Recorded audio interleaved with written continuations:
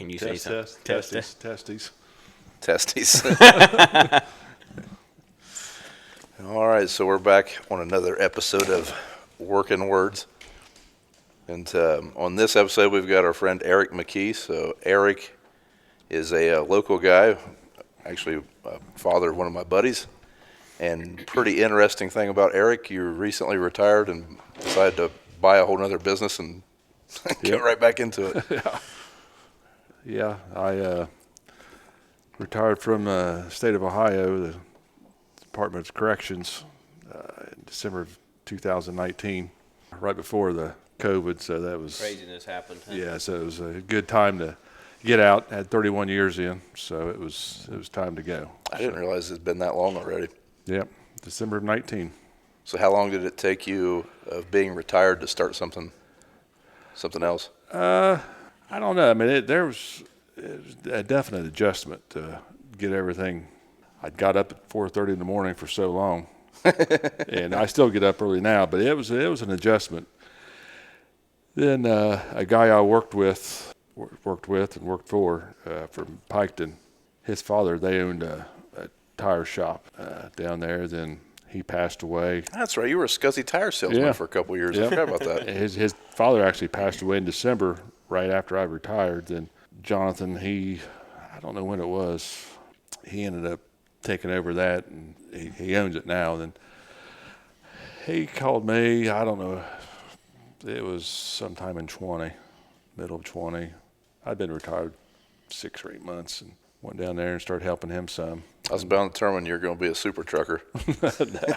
I worked in the office and just kind of ordered stuff. And Do you still help down there, Ernie? no, I haven't been down there it's been a while since I started this other business. I haven't been down there for too much, but Okay. I didn't. I think I took one tire off a wheel, and I was like, yeah, this is. I can see fingers getting mashed, and That's going to really affect the. it affects a lot of stuff that I do. So, but yeah, I enjoyed it down there. I met a lot of good people, but You probably met some interesting people. Very interesting. So for the Pike listeners, County. Pike County is an interesting place. I mean, for example, it was in the news a few years ago because a family of 9 got massacred over some drug rings. So Yeah, but I worked down there help Jonathan out. I don't know, it started out 2 or 3 days a week. Then it got to be I was pretty much 5 days a week, and which I mean I liked it. But for I don't know, a year or so, probably a year and a half. Actually, the company that I bought, Great Northern Quivers, I bought it. It was official February 1st of 2022.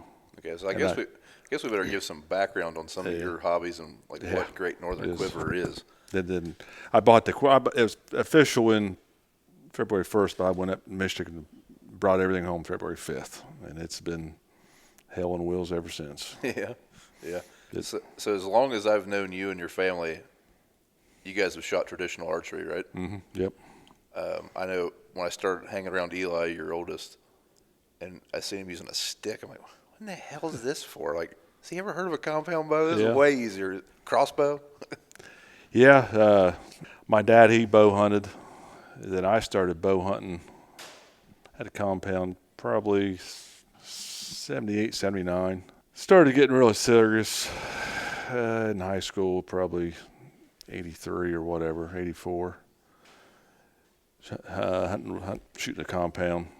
Then in 88, I started shooting a recurve. And It's a real man's bow. yeah, so I started shooting a recurve, and that's all I've had. I shot a recurve. I started in 88, and now I still have recurves, but I shoot pretty much all longbows now. Just kind of.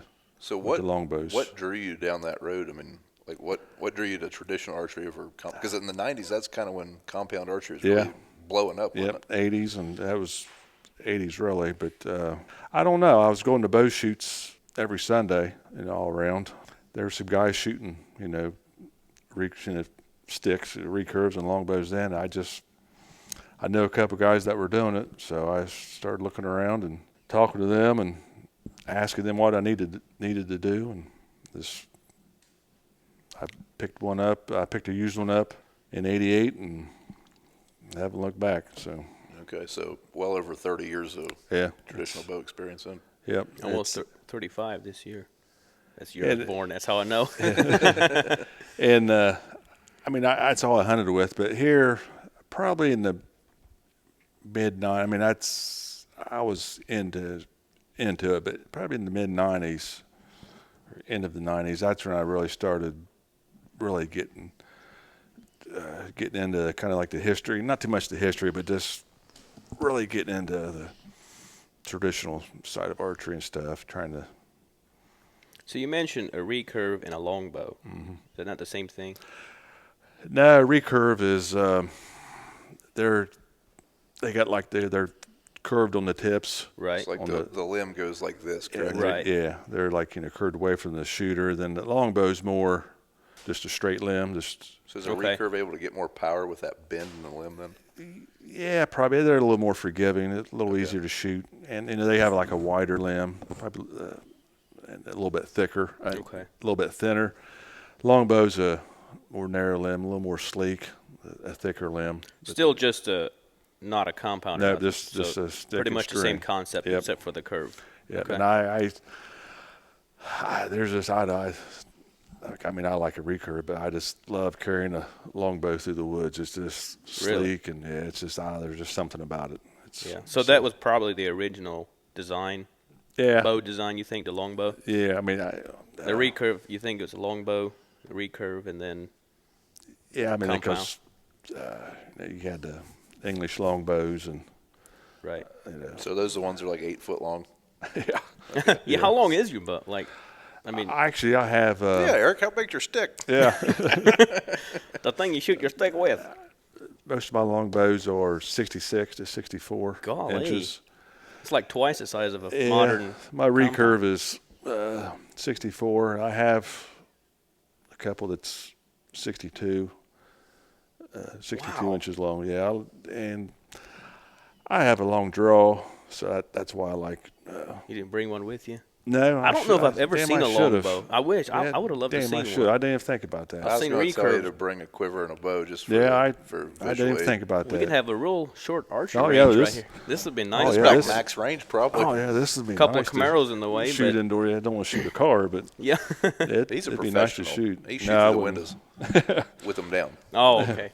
And there's some longbows that's 60 inches, and some recurves. I mean, there's some short ones, but majority 58 to up to 64, Okay. maybe 56. So what kind of draw weight? I mean, I'm kind of familiar with a compound bow, Mm-hmm. and I think the last time I had a compound, it was set for about 70 pounds.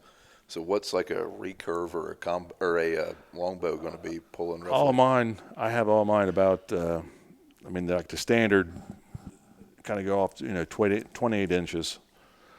All mine's between 50 to 54. That's what I kind of. If I get one built, I kind of get it built 50 to 52. I have one that's 48, but I draw about 30 inches if I do everything I'm supposed to be doing. And they usually gain about 3 pounds per inch. That's kind of the average. So, if I got something that's 50 at 28, I'm probably pulling 56, 57, right around in there, 55 to 57. Okay. Then I have one longbow. It's 57 at 28, so it's a little bit stout. But So when they're building a longbow or a recurve, these are hand-built bows for the most part, aren't they? I mean, there's really not a Yep. commercial. I have one. It's a bear bow. I just bought it. It's a new one. Are those built like in a mass production Yeah, quality? but everything else is pretty much one or two guys. So what do they do to adjust that kind of poundage? Is that all in the limbs, or is the Yeah. shims on the limbs? It's the limbs, the limb thickness, the width, and I'm not for sure just how they do it. I mean, I've watched the guys work on them, and So they one have- thing that I find confusing about like the quiver business you bought, isn't there a Great Northern bow also? yeah, and actually, And He's yours in the is process of buying it. No, I'm just kidding. they it was actually one company at one time. So you own Great Northern Quivers, and there's a Great Northern is it Bow just- company. Okay, And actually, his name's Eric also. Eric. wonderful. Yeah. Wonderful. I bet It- that really makes It does. Yeah, people get us mixed You up. get a lot of people calling you wanting you to build them a I bow. get a few, and but it was the company. You should send him a stick with a rope. The company started, I think it was in '82, right around '82. Bob Brum and Rick Shepard up in Michigan, Nashville.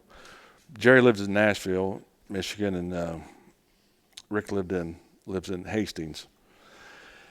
They started building bows at Jerry's house. Then around '88 is when they built a quiver, started coming out with that quiver. And they, in a partnership together. Then I don't know when Jerry just started building the bows and Rick started just doing the quivers. They haven't fallen out, or they just got bigger and needed I guess to focus one way or another? Jerry just wanted to do the bows and Rick just wanted to do the quivers. So in the traditional archery scene, like, is that a pretty high end or one of the better bows? Or? Yeah, it's a world renowned bow, the Great Northern, and so were you shooting their products before you owned it? Yeah, I had. That's Eli's bow. The way he was always hunting that, it was a Great Northern bow. Okay. And I bought one off Jerry. I was hunting. I had a couple other bows, but then I bought one off Jerry, and I bought a few more since then. But then I'm not sure just what the date was. Jerry's son Bob, he bought the quiver business from Rick. So then it was Jerry and Bob, and was running it. Then I believe it was around 18 or so. Then before that, Bob, he ended up buying the bow company off his dad, Jerry. So he had both companies. Okay. So they was back together again. But then he was having some trouble with his hands, so he sold the bow business to Eric Retzma, which he lives in Michigan also. That's the guy that owns it now. Yeah, a family friend. Probably around, I'm thinking 17, 18, right around. I'm not sure, but probably right around there. Probably 18, maybe 19. And then actually I was talking to Bob at a bow shoot in Michigan. I guess it was in 21. And he said something. It was June of 21. He said something about he was wanting to sell the quiver business within 5 years, and so he could be fully retired with him and his wife was going to be both fully retired. And so I was camping out, so I went back to camp and just wheels started spinning and came home and talked to my wife, and so I called Bob back. I gave him about a week. I called Bob back and said, you said something about selling it. So were you this was after you were retired? Yeah. Yep. I retired in 19. This was 2021. Yeah, June of 21. And I said, you said something about selling it. Do you have somebody picked out, keep it in the family, or what are you planning on doing? And he said, no. He said, not really. Nobody in mind other than my son. He'd have first shot. And he said, if you're interested, he said, I'll ask him. And I said, yeah, So then I talked to him at a shoot in Pennsylvania. He said, his son Cody's, he's not going to be able to do it. He was, I think, going to be a physical therapist or going to school or something like that for physical therapy. And said he's not going to be able to do it. So he kind of started talking about prices, and I came home and got everything rolling. So when you buy a business like that, like, is the purchase price figured on like the amount of business they're doing per year? Or? Yeah, pretty much like it goes like on the last 3 years. Okay. So kind of get a value of what your return would be and all. Mm-hmm. But and I talked to other people that's in this industry, and I guess you want to call it industry, if you want to call it that. But during COVID, everybody sells. They all had good sales. It was So people were looking for stuff to do. Yeah, and so I came home, did some talking, and got some stuff figured out, and ended up bringing it home. So okay. So with that, do you get the customer list and the equipment, or? Yeah, I had. I got everything from a yardstick to I got everything. And Bob, he was when he sold it, he was done. Wiping his hands. Yep, he's going on vacation. Yeah, he was. Does he still shoot? Yeah. Okay. But he retired from, I think he retired from Fastenal, and that's when he had bow and quiver business. Then he went back to work for another company, and he was working like 50 hours a week, trying to do. He'd already sold the bow company, but still doing the quivers. And he said he was working, every evening and every weekend, and I really don't see how he could do it, working 50 hours a week. And Right. it was because I stay pretty busy. Yep. I really enjoy doing it, but it does keep you busy. Okay. But like I said, I went up there and he gave me everything. Did he give you a run through on like, hey, this is how you do it? Yeah, I went up there. What kind of training come with this? 'Cause that Yeah, seems it like- was. I mean, clearly you know what you're doing as far as bows go, but There was a lot. Is there a batch of quivers that are subpar? you got Heavily a wall of discounted. shame. No, but I've learned a lot, but there's a lot more to that. Damn, I wish I'd have brought one. But I would have loved to see Yeah, them. it's, I was wondering, which I don't want to butt in or nothing, but you build them from scratch. Like, Yep. what do you start with? I guess. I got a leather hood, and I can put some pictures on the video from your Instagram of what one looks like. a leather hood, but it's flat. Just like a piece. It's like that pad right there. Then it's already got the holes. I get the leather from two different places. So it's leather. The hood is leather. Mm-hmm. Okay. And I lace it up, put my stamp on it, or I got a laser engraver. I Okay. can laser engrave it, or if a couple other people that I build them for, they have their own stamp, Okay. which I have, and I press that in. There's a metal frame. There's, I don't know how many number there's. So did you learn how to sew? I lace them up, yeah, with like artificial sinew, so. You don't use the real stuff? No.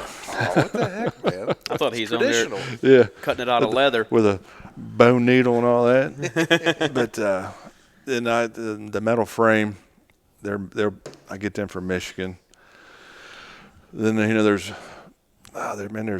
3 screws to go on each one. Right. And you got to order them and get them zinc plated black, and the rubber comes from Oregon. There's rubber straps. So and basically, source out it's- your different supplies and yeah. make sure you get everything correct and I've put it together. have never did anything like that before. Right. And so it was, and that was, I guess, the biggest adjustment, just the You're a computer fairly stuff. crafty individual, though. I can get by, but I've done. Get by. Yeah, Now, I've improved. How was it going from never being an entrepreneur to all of a sudden having to manage books and customers and Yeah, what's Like that the like compared to logistics side working of for the things. state? Well, I working down at that tire shop helped me a bunch. Oh, Just, yeah. I mean, it really Customer did. relations. Yeah, it really did. Being on the computer and stuff, and it really did. But I don't talk a whole lot. I try not to. But I've had to learn how to. Be a people person. Yeah, Or be a, do that more. And I go to these. I guess it's a trade show, but I go to the bow shoots and Rendezvous. and I went to them anyway. I was always Yeah. going to them anyway. Yeah. So I've really enjoyed that. And Huh? I have not seen the dog. I've been here. I haven't seen a dog. I don't so yeah, I didn't see anything when I pulled up. Yeah, we had a grandstand. Her dad stopped in for a minute. So I He's yelling for the dog. I went to all the rendezvous, and that's one thing I told my They wife. really call him that? Yeah, there's I thought he was just kidding. Eastern traditional rendezvous. It's in Pennsylvania. Then there's one Compton traditional bowhunters rendezvous. So I guess from- it's bowhunters rendezvous. So from old mountain man movies and books that I used to read and watch, Yeah, it's is that where they get that from? Like a big trading post? yeah, kinda it's just like everybody swap meet kinda people deal? camps out and there's a big swap meet and stuff. But I went to them anyway. Do you wear a loincloth? When you go? No, I did see a guy one year wearing it. And in Pennsylvania, but that's why I told my wife. I said, I go to these anyway, so might as well try to make a little bit of money. And so it's changed because when I went before, I'd be shooting all weekend and stuff and just doing whatever. Now, from 9 to 5 or whatever, you're set up in at the tent Right. at your booth and stuff. Which I mean, I enjoy doing it, but it's changed. And Right. all my buddies that I run with, they're out and they swing by and stuff. But Ties you down a little bit. yeah, you can't. I always get there early, get to the shoot early, and you can usually shoot a day ahead of time. So Yeah. shoot a little bit then, and sometimes in the evening you can shoot, but it's a little bit different. But I still enjoy it. And Right. At least maybe you come home with a little more money than you Yeah, do if you just go yeah. shoot. Unless you, I don't know, do you win money at shoots if you do good? They a couple of shoots they have like drawings, but I mean it's not a competition shoot. Okay. It's just all Gotcha. fun and Yeah.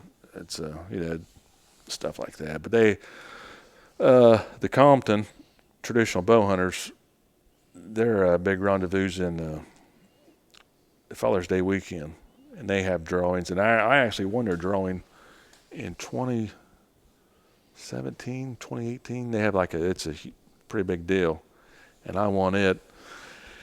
And I went a hog hunt in Florida.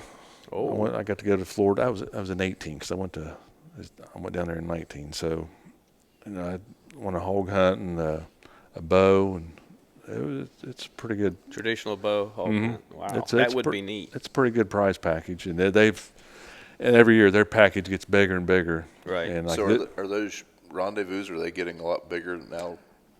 yeah, I mean, I don't know how many people. I know that one in Pennsylvania. They say it's the biggest, and Is that the one Ben went to? yeah, Okay. yep. They all. I mean, Big Mike, and Kyle, and Eli. They've all went to them. Camp Badass. Yep, Camp Badass, and that's when Kyle he got the name Scuzzy, and Scuzzy Kyle. but yeah, they went to them, and I mean, there's quite a few thousand people go to Pennsylvania, and Compton's getting bigger every year. Compton's real big into getting kids involved. Okay. They're really involved with the youth, and so that's good. Not really people puking around a fire ring on that one. Not too much. Scuzzy Kyle story. Yeah. Hey. Big Mike puking on chairs and stuff. Oh gosh. Yeah, but it's just a good time. So at those events, is it usually the same core group of guys that go to most of them, or Yeah, I mean, you see the same guys year after year, and then do they have do you mostly stay in the eastern part of the country, or do you go to ones out west also? Or? There is one in Colorado I like to go to, but I think it's right before Pennsylvania, or it's right close to Pennsylvania. It's going to be cutting it close. But I went to one last year in Tennessee. I'm getting ready to go to another one in Tennessee at the end of this month and go back to that one. This month's called Pre-Spring Air Fling. It's Compton. They kind of help sponsor it. Then the other one is it's in Dixon, Tennessee. Then the other one's I forget where it's at. It's in that same area, I think. It's called the Tennessee Classic. Okay. I went there last year, and it's a good shoot. Yeah. It's a lot. I think there's like 700 or 800 people there, so Okay. it's a good one. Setting back, one guy owns all the land. They call him Pappy, and Mark Baggett, I think is his name. And I mean, he's got old barns and stuff in there, and it's guys they can build bows or they flint knap, and it's down in a hollow. It's nice. Okay. So on an event like that, are you selling quite a bit of quivers or something like that? Like the Pennsylvania show, the Pennsylvania shoot in Compton's the biggest. I was up at Kalamazoo end of January, and that's the Kalamazoo Traditional Bow Hunter Expo. That's like the first one of the year, but it's all indoors, and that's a good shoot. That's I did pretty well up there. That's actually the first.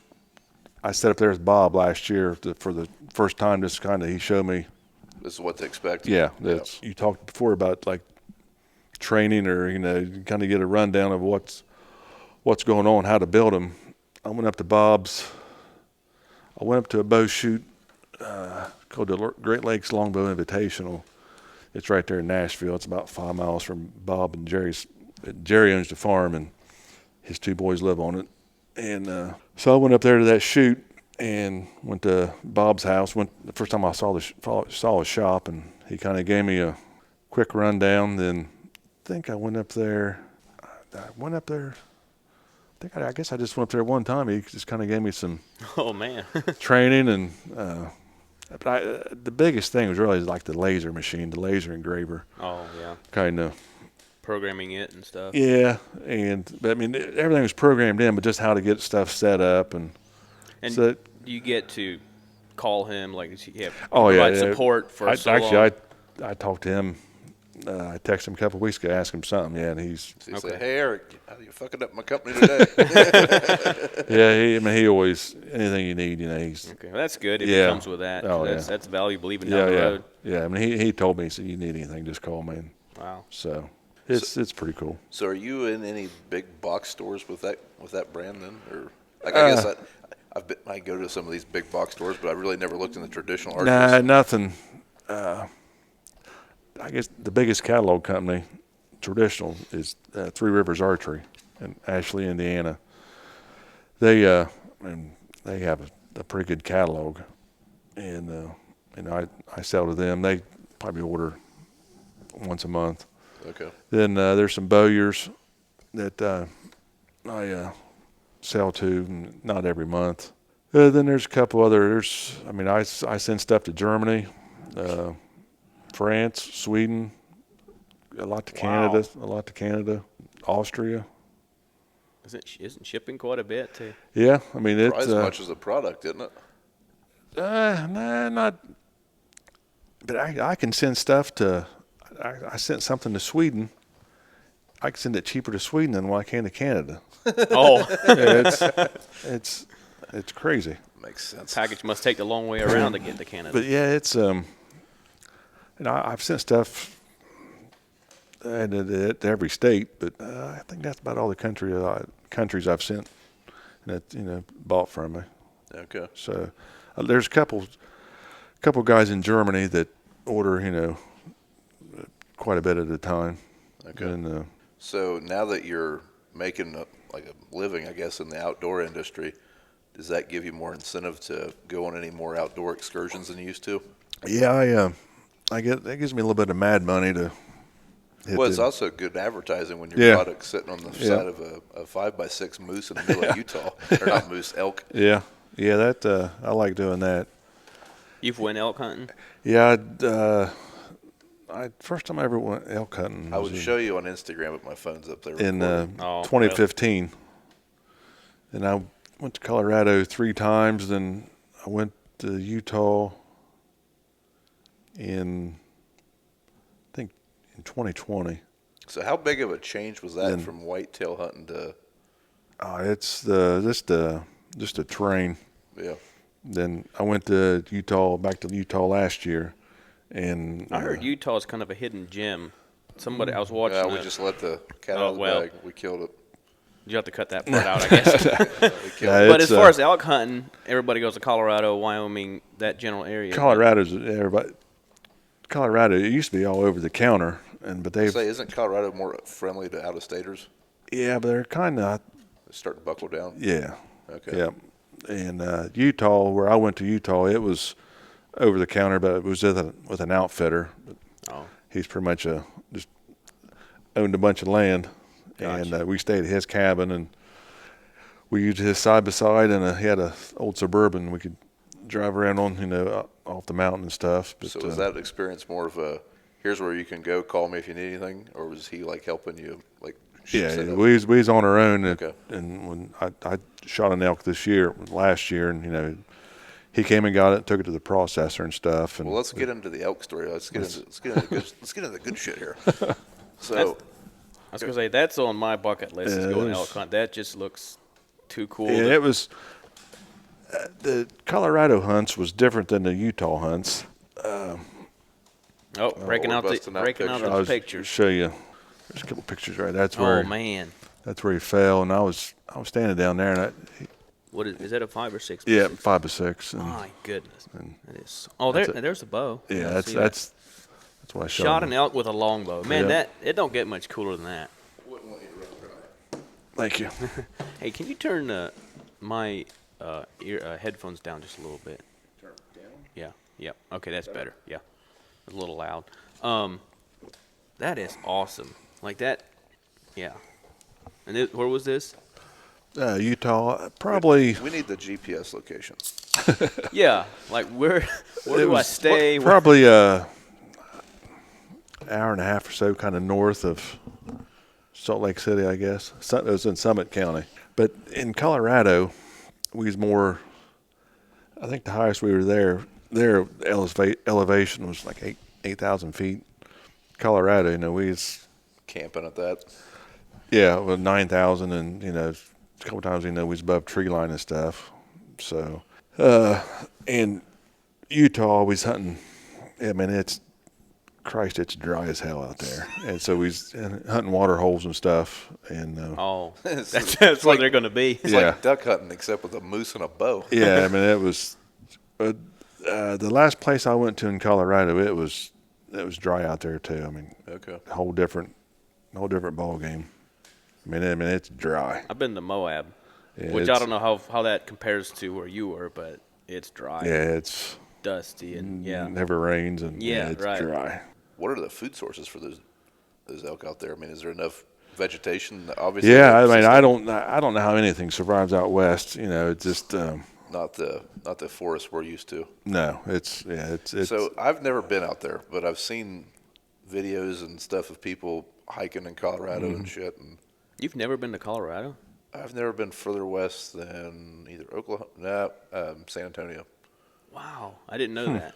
Never been further west than San Antonio. I will say though, to me, like before I ever went, actually Rick told me about it. He's like, "You've got to go out west," because I always talked about the Smoky Mountains, how beautiful it was down there. He said, "Go out west," and I said, "Well, it can't be any better." But out west, it's beautiful. The pictures do not do it justice. So the thing I don't like that I've seen in videos and stuff, like above treetop level, just looks boring. I don't know. I mean, yeah, maybe, but it's there's something about the vastness. Yeah, it's just so big, and it looks so very huge. untouched. Like it just looks like man has, like in a lot of We places just need where to we get were. rid of some of these people around here. Yeah. Obviously not you guys, but Well, but it's not. Colors are different. I mean, it's not. it's not hardwood forest. Yeah, when you get the aspens, it's yellow. It's just beautiful, but it's yeah. not green. It's well, I will say that's one thing I noticed about Moab. I was glad to get back into Colorado because Moab was really barren. Like it was too much. Like to me, Colorado has color still, but Moab was cool. But it just looked dead. Grass, everything looks dead. And so at least Colorado had some color and like the people, like their houses in Colorado. I mean, they don't have their grass. The shit don't grow. Right. I mean, it just it's different. yeah. What do they do to get away from their wife for an hour? They can't go mow the yard. I don't know. It's Hike on top of the mountain. and but you see some like that's what's cool out there too. And it was in Utah, down low around any water source. That's where all the hay was at. Right. That's where they was making hay. And You didn't shoot this over a hay pile, did you? no. You can during the wintertime though when they all move down. But they got free range cattle out there in Colorado What's and the etiquette Utah on too. arrowing one of those? What is it? What's the etiquette on arrowing one of them? The cattle? Listen, I've yet to find an animal that tastes better than a cow. Well, I told somebody today that elk, it tastes it's a lot different than whitetail. It seems like a richer meat or something. It even smells different. Does it taste better? Oh yeah. Does it taste better than a cow? It's pretty good. I'll bring you some over. Okay. So far, he's forgot elk. He's forgot the bow. Unprepared. We're going to have to cancel this and do it again. I had to bring the beer. Yeah, it's pretty good. But they say moose is the best. Them things just look like a Clydesdale, don't they? Yeah. Well, I went moose hunting in 2020. So is this your Alaska trip? Yeah. Is it 2020? I guess 21. Yeah, so you took a stick bow for that too, right? Yep. That same bow I killed that elk with. Okay. Me and a buddy from Georgia. Well, let's get into the story. So, how does that process work? I mean, is there any regulations on flying a stick bow? Like, can you throw that in your carry-on? That bow has a hinge on it. It breaks down, and I stuck it in a PVC tube and stuck it in my duffel.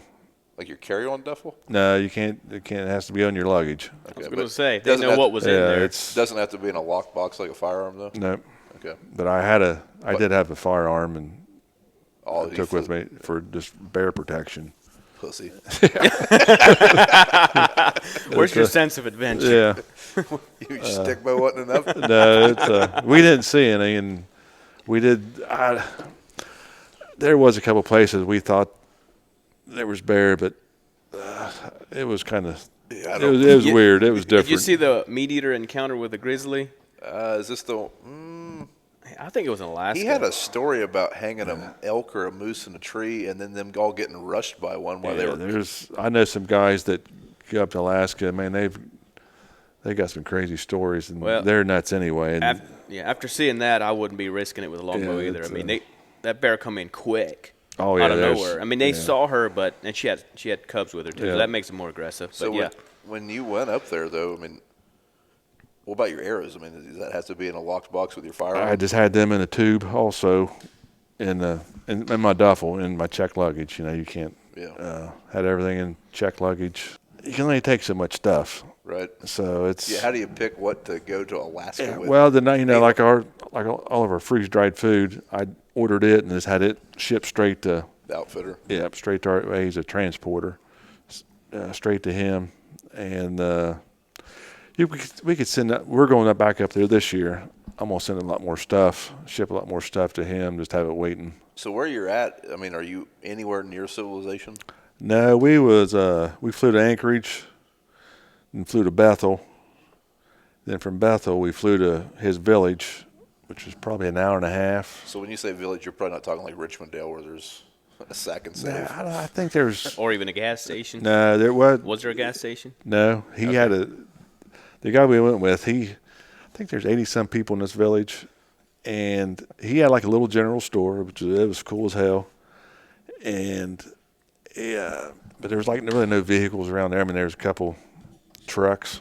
Dogs or Yeah, there's dogs, but like dog sleds or what do they get around on? in the wintertime, Snowmobiles? snowmobiles. His village is right on the Noco River. Okay. So they boats.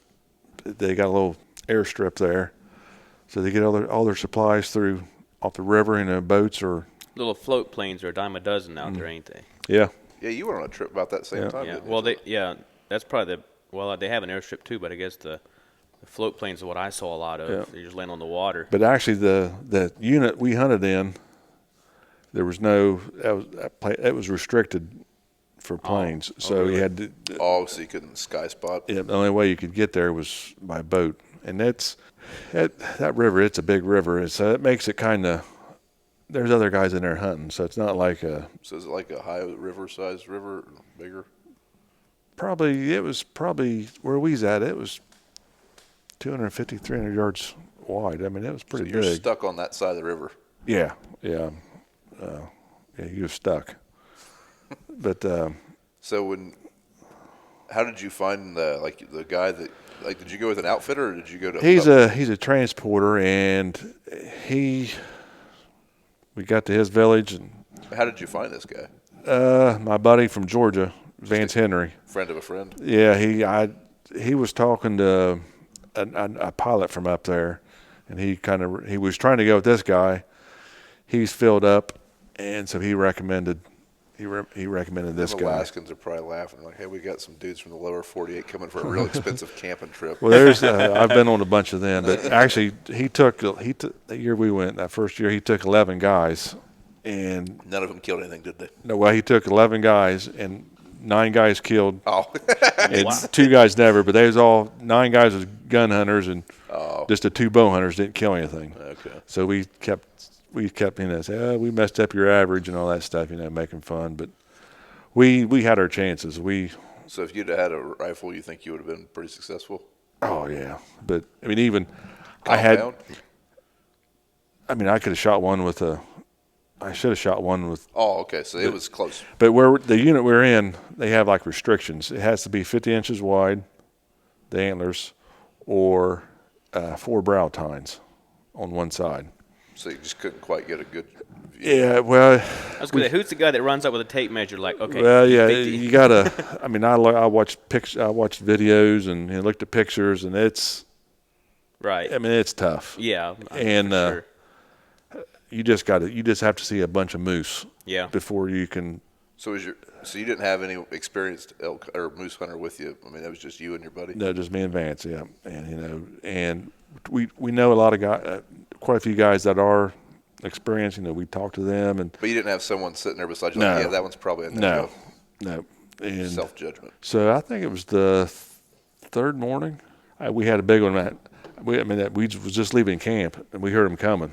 Two of them come. One went by. We saw him the evening before, and he came by us at 15 yards, and we knew he wasn't legal. And pretty much sure he was the same one that came through first. Then this big one came through. I heard him coming, and I mean he's 10 yards from me. He's standing. His head's right behind a big birch tree, and I can see one side of his rack. Yeah. I know he's legal, but I'm not sure, and I didn't want to be that guy that messed up big time, because if you Do they give you a mulligan on that first time? no, new hunter? Nothing really. They probably give you a big ticket. Yeah. yeah, and it's like if you do that and Do not come back. you screw up like that, I mean, you still got to process the meat. You Right. got to take it all out, just like you killed it. Yeah. Everything. They keep that. They Plus, keep the meat. Yeah, you don't get nothing. You Then get got not even the antlers, nothing. nothing. Then you get That's plus- a big enough penalty right there Yeah, to make you want to make sure. I guess. But you get a big fine, and Oh, so gosh. you got to be. Now it's not only just a camping trip; it costs you. So you got to be sure. Yeah, And so I wasn't. I knew, but I wasn't. Right. And my buddy Vance, he was about 20 yards behind me, and he had a better view, and he knew he was legal. Right. So then when he walked by in this opening at 10 yards, he was broadside. So then I couldn't count the brow tines, and I couldn't see the width. Yeah.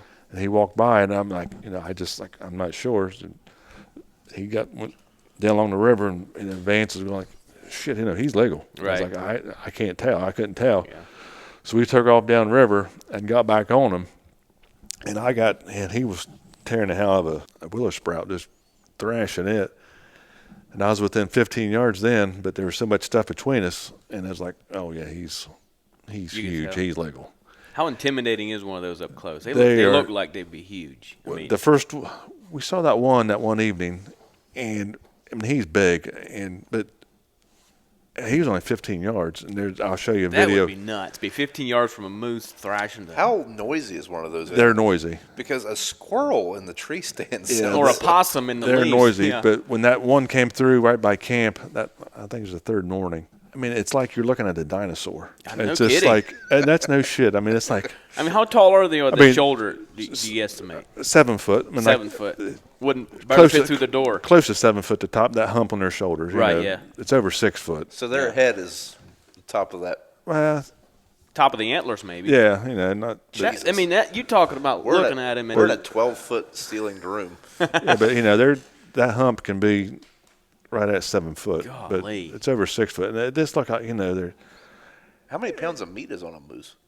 they weigh A couple thousand pounds? 1,800 pounds, I think. Right around in there, a big one. You're getting pretty old. Do you think you're all right? Well, it's that's you need help packing out. they say a hind quarter can it's 100 160 180 pounds a hind quarter, and so it's in that unit we hunt. We're close to a river, so hopefully if we kill something, you don't have to take Get it it very to the far river. to. Right. So that's the only way you're getting it out is on the river? Yeah, but that unit we hunt, everything has to come out on the bone. You can't debone it, so that's. Is that for grizzlies purposes? Or It just make sure everybody takes all the meat out, because they got that wanton waste law. Okay. And they're pretty strict up there. If they find a carcass and there's like meat on it that you should have got, that's another big fine. They're pretty strict on that. It's nothing. So you're not just going to go in and cut the head off and No, you gotta some tenderloin and run. take the quarters, all the neck meat, and the brisket. We hunt. You also have to take out the ribs. Oh, You got to take out the ribs all in one. They got to be on the bone. So that whole animal is pretty much leaving it in the guts. Yep, the spine and the guts. But when we was elk hunting, when I killed that elk. Well, we didn't even get into that story. Yeah, well, that Well, hunting. did we finish the moose story? No, we When ain't you got- finished nothing.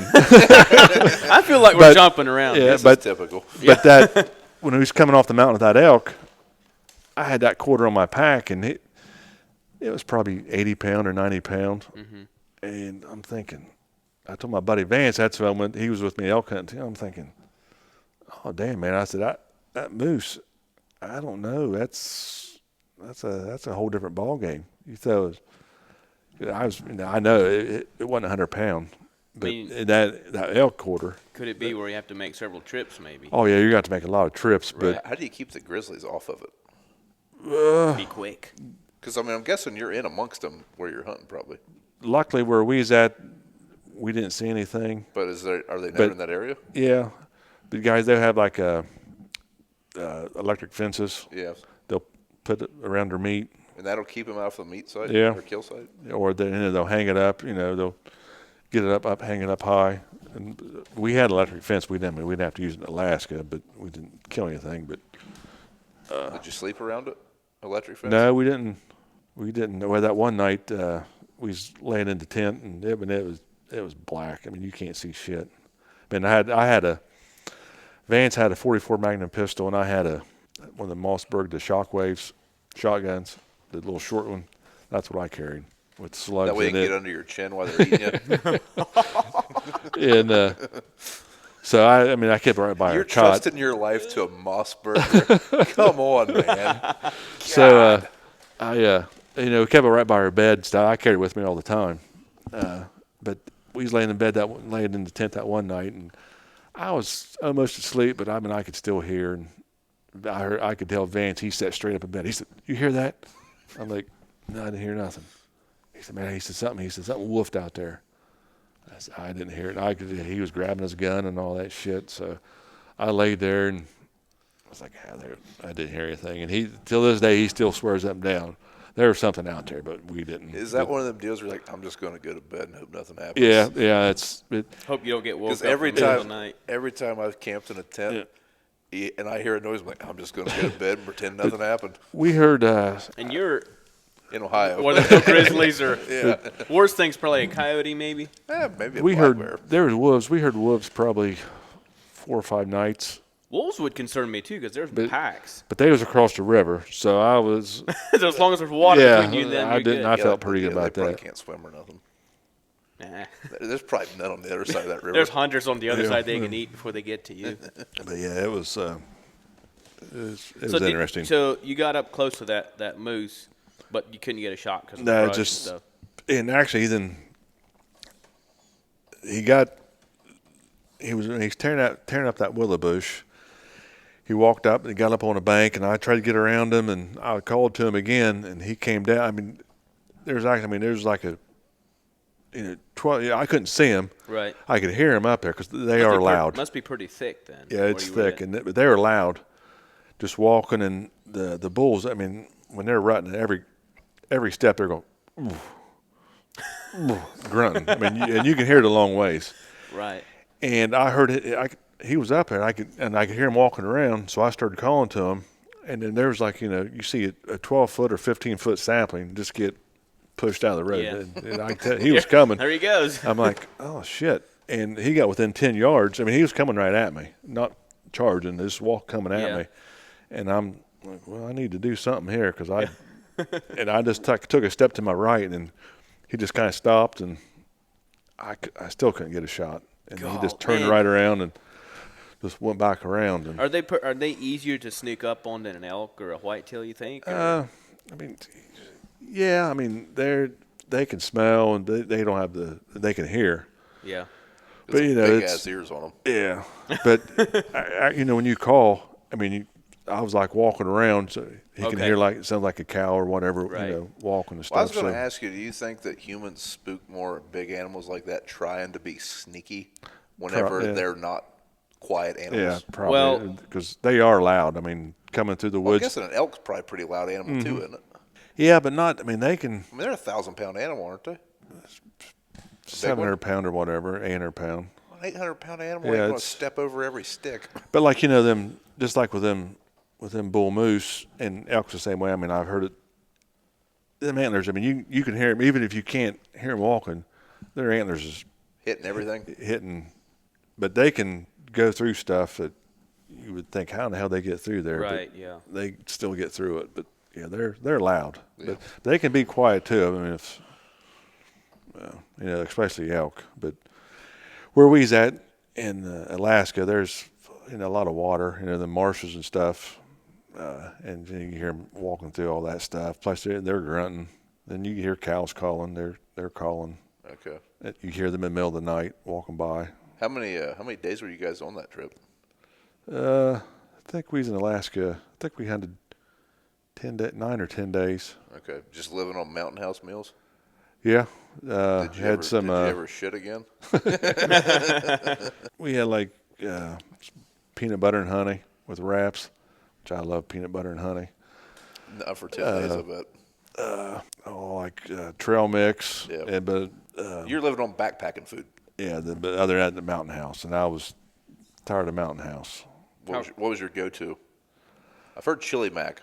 Uh, I got a buddy who loves chili mac. Like Probably. eats that for dinner still. I'd say probably like the chicken. I don't know, chicken tatzarini or whatever they call it.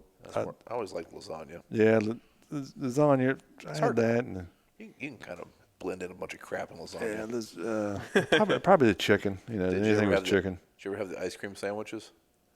Not there, but I did try them They're at the not house. near as good as I thought they were going to be. I did. And we had oatmeal, and they had a lot of oatmeal. Eat that in the morning and stuff. And You allowed to have fire out there? yeah, Really? yeah, we had a fire. Or maybe you had like a camp stove or something too that you. We had a little titanium stove in the tent, and we had Man, a campfire. So Whenever I was into backpacking, one of the breakfasts I liked was oatmeal mixed with, I think it was muffin mix, and then water and boiled. Yeah. I don't know. It was pretty delicious. It was easy to pack in a backpack too. So it was all, actually, our transporter, he going there, he gave us some. It was cottonwood smoked moose jerky, and I mean it was Cottonwood smoked. I would have never thought that would. it was real. I mean it was the real deal, and he gave us a pretty big bag of it. So we had that for a couple of days. Then was you pretty regretting that you didn't have more to take home with you? yeah, well then when he picked us up, there's 2 other guys from Pennsylvania about 10 miles upriver, gun hunters. So he stopped to check on us and said, I'll be back in about an hour. And he gave us another bag of that, and I tore that shit up. I was ready to eat something, but He probably got that from the other hunters that killed shit. but yeah, because we didn't. The only thing I killed was time. I killed a grouse. Yeah, and so it was the most expensive grouse hunt ever, and that's what. With your bow? Yeah. Man, that's neat. Out of the air? No, he was in a tree. Oh. But Lose an arrow? oh yeah. Oh, you did? Oh, no. Yeah. So it was. But Vance, he fried that up. That one day we had an iron skillet, and he fried it up over the fire. I had one piece of breast. He had the other piece of breast, and. Did you feel like you were on one of them survival shows where you're Yeah, okay. huddled over a fire for a little piece of meat? Not that bad, but it was like boy, this piece of meat's pretty expensive. I've been wanting to ask you ever watched that Alone show? Actually, did you watch it when that Clay Hayes? From Jackson? Yeah. No. Was he from Kentucky? Or Florida and Idaho. He lives in Idaho. Man, he kind of goes back and forth. He wanted okay. Is he the dude that killed the elk? He killed a deer with a bow. Didn't one of them in one of the first seasons kill an elk or a moose with a stick or something? No, you're talking about the guy at the muskox? He won the episode. He killed a moose. I think might have been a moose cow, and he killed a honey badger. Are there honey badgers in Alaska? Wolverine. The Wolverine was coming after his meat, and he killed it too. The guy was a savage. He was still starving to death because he didn't have any fat though.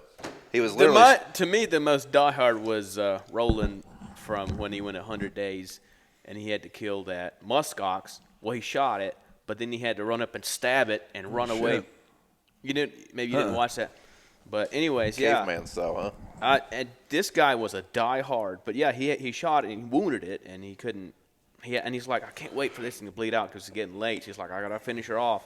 So he runs up with a knife and he stabs it, and you can hear that thing go, oh, like coming after him. He runs away for a little bit, and he runs back up and stabs it as he runs by. And I'm like, he's out in the middle. You've watched that show. There's no camera crew. There's nothing. So if that thing gets you, you're done. But Clay Hayes, he won it. That name sounds familiar. A couple years ago, and he's a big traditional bow hunter. He's a YouTuber. Well, a lot of them are bringing bows on the show anymore. He's got a bunch of stuff on YouTube. He's always had stuff on YouTube. Yeah. And he was catching fish. And last year, I went to Professional Bow Hunter Society, one of their annual they have a banquet every other year. It was in Reno. And Clay spoke at that. Then he spoke at Compton Rendezvous last year. Okay. About his experience, had like a little video of it, and it's pretty intense. Did you see the one where the guy from Jackson was on?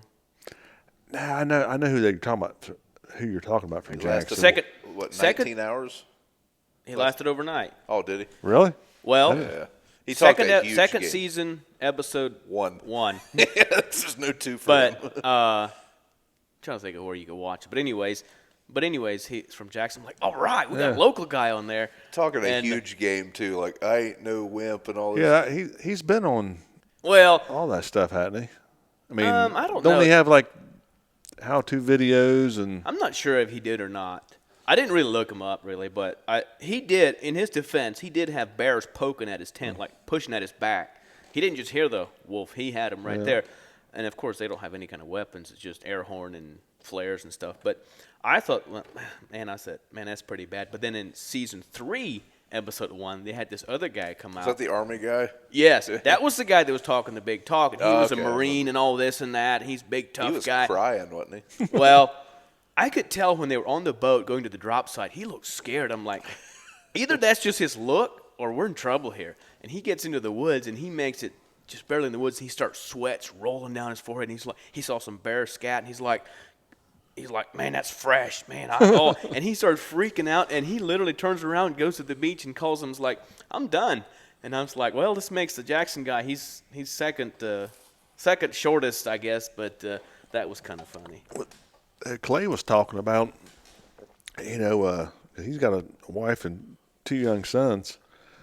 You can't communicate with them. That would be hard. Extremely hard. Yeah, that's what he said was the toughest. And you got to prepare. They take you. His was like during COVID. Oh, it's got an asterisk beside it. Then doesn't really count. But like 2 weeks before everything starts, you. Oh, so he's there an extra 2 weeks to get. Yeah, you're at least getting prepped and all that stuff. He can probably communicate at least during that. I don't know. Oh, really? They can't tell anybody where he's at, so everybody's like, where the hell's Clay at? So it was. Oh, he done run off. Yeah, it was like, and that would be the toughest. Well, some of them things last like 4 months, don't they? He was in 100 days is the longest. I think he was 70-some days, and he said he could. Well, he's not a very big guy, and he was concerned about his weight, DQ. And he knew he could last, but he was just worried about his weight. I thought so. The one season me and Kayla watched, like I said, the guy, I can't remember if it was a moose or an elk, but he shot a very big animal with a bow, killed it, got all the meat, had it hung up, smoked it. I was like, this dude's a shoe-in. And he was also catching fish from time to time. That might have been Clay, because he was catching fish and he was smoking meat. This you is might on be Netflix. Might have been season 6. I don't know. I think it was 6. I remember you talking about it. Well, anyways, I thought this guy was a shoe-in. I was like, this dude's like thriving. He's not just surviving. Like he's going to have a village here soon. Well, they were about ready to medical drop him because his body fat was dropping. So he had no fat. Like something ate all the fat that he had saved from that kill, and he had plenty of protein, but he was just starving to death basically. There was another guy that they had to pull, and he had plenty of meat, but psychologically he was saving the meat for when he needed it, and he actually went too far, and he couldn't he was starving himself even though he had plenty of food, but he just mentally So when are you doing that? No, I'm not. I can't. There's no way. I mean, yeah, you got it. I went to Colorado. Third year I went to Colorado. I was out there by myself, and I remember when you went out there. That was when I walked out. I ran into a guy. He was walking in. You give him a hug. And I was like, People! it's pretty cool to talk to somebody after a while, It's How long were you out? I was only up there about, I think, 6 weeks. about 5 or 6 days, I think. So it really wasn't that still. much. But yeah, it was a little bit different. Well, I think you'd be a shooter. No. I think you'd quit in the first hour and a half. You set a record. I mean, you shot a quail with a bow. You were in there now. So let me ask you this, because every time I've watched Alone, it always seems like this person A, B, C, or D is almost near death. Like they dramatize it up to where they're about ready to starve to death. And then they magically shoot like a squirrel out of a tree with a stick bow that they claim to be experts on. How reasonable is that to shoot a squirrel from like 20 yards? Oh, there's a lot of guys that they small game hunt. It's okay. Like it's. You'd have to shoot a lot, though. I mean, Oh yeah. How many arrows do you think they're losing when they do that? It's What are You they only allowed, got 10 so many arrows? arrows. preferably, when you small game hunt, you want to shoot a flu arrow. That's And a big big feathers. They don't go very far. But yeah, there's Okay. a lot of guys small game hunt with them. Sometimes it just seems real convenient it's- when they magically kill a squirrel. Well, you wonder if they put Or the a kill. bird or- They might put maybe the kill happened here, but they might put it here because it looks better. I don't know. I've always wondered that. Yeah, I don't know. Like maybe it happened way back when he first got there, but they put it in a place where it looks like he just barely made it. One thing we never, like, what is the max range on a longbow? I want to know your group too. Like, give me 20 yards. How good are it? 30 Stacking yards, 40 yards. Dimes. Dimes. I shot that elk at it's about 30 steps, and I'm not good. The furthest I've ever shot a deer was 60? probably 23 or 24 steps. So it's And there's no sights, right? No. It's all There's no holding you just it either, know right? that yeah, where the arrow it's going to be it's kind of in relation to the tip of the arrow. Or just instinctive. Some guys hold them. I Muscle. don't hold it very long. Some Okay. guys hold it some, So, but I mean, some guys are shit. There's some guys they can shoot 40 and 50 yards all day long, and can they ethically kill something that far? yeah. Okay. But usually, most traditional guys, they like stuff close, and they won't shoot anything over 20 yards, even if it's wide open. Golly. They like stuff 10 to 15 steps. that adds a challenge to it. And that's just. And that's like that elk. That's the furthest I've shot into anything. 30 it was. steps. Now, Tim McGraw can shoot a buffalo from 100 yards, don't you know? With just his arrow and his hickory bow. Oh, man. Was it Choctaw Cherokee or something like that? Yeah. He's an Indian outlaw. Cherokee. Indian outlaw. Cherokee Choctaw. Best part about that is where he gets his order from his mama. I don't think we're allowed to say that anymore. I think that song got canceled. Probably. Oh, I didn't know that. Yeah, offended somebody. But I used to, so I loved to bow shoot when I was little, and we didn't have a bow, so I made my own out of sticks, and it was surprising, not to brag on it, this is surprising how accurate I could get with just an old willow twig and just a piece of wood, but I'd be 10 feet maybe. But I was shooting horse turds with them. But a lot of guys, like I say, their limit, they can shoot, but they want 15 yards, 20 Right. yards. That's just how it is. That's just.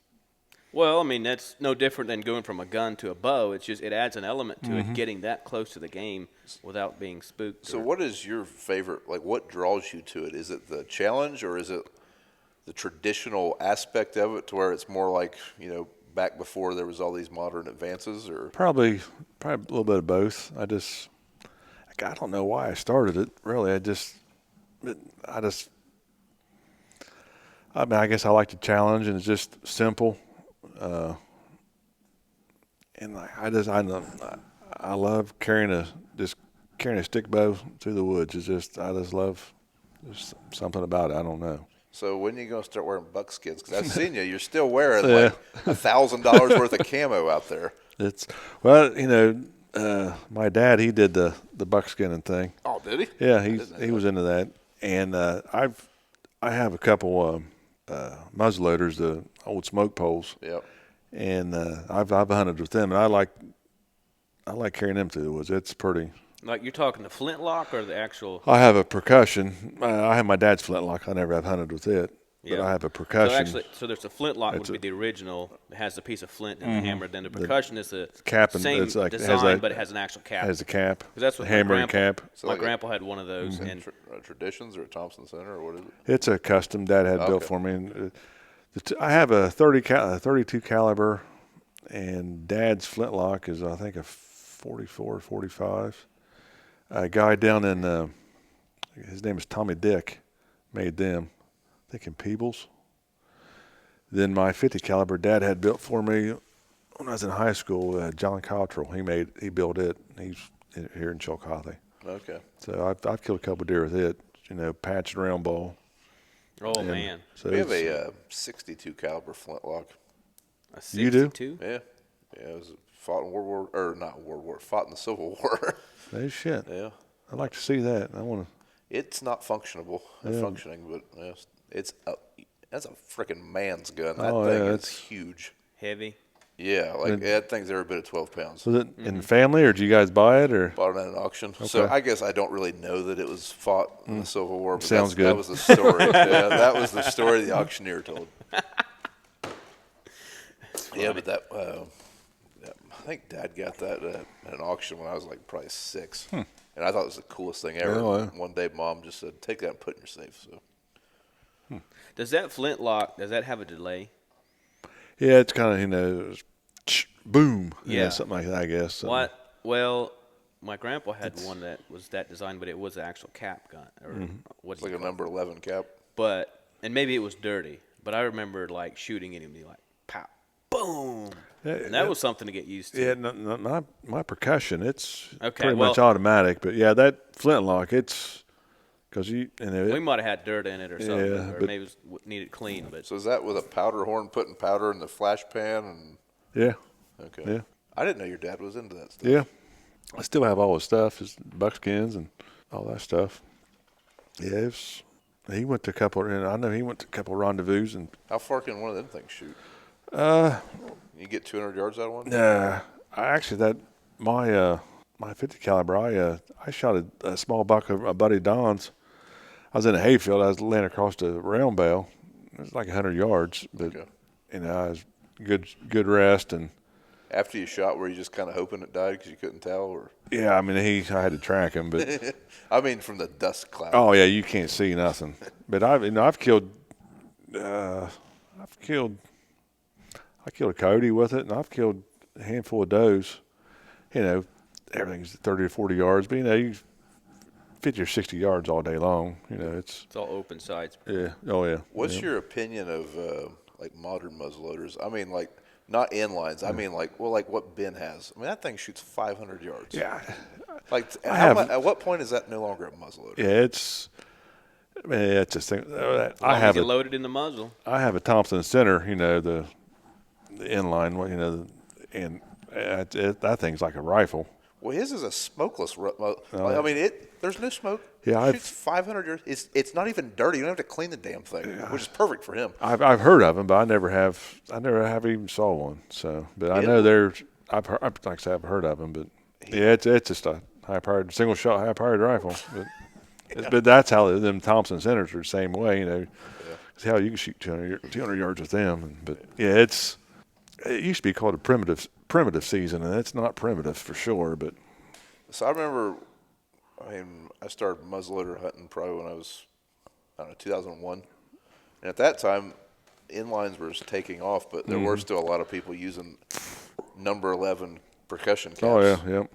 I remember the thing was, "Are you using 209s?" Well, like in Pennsylvania, they have a muzzleloader season, but I think it's like.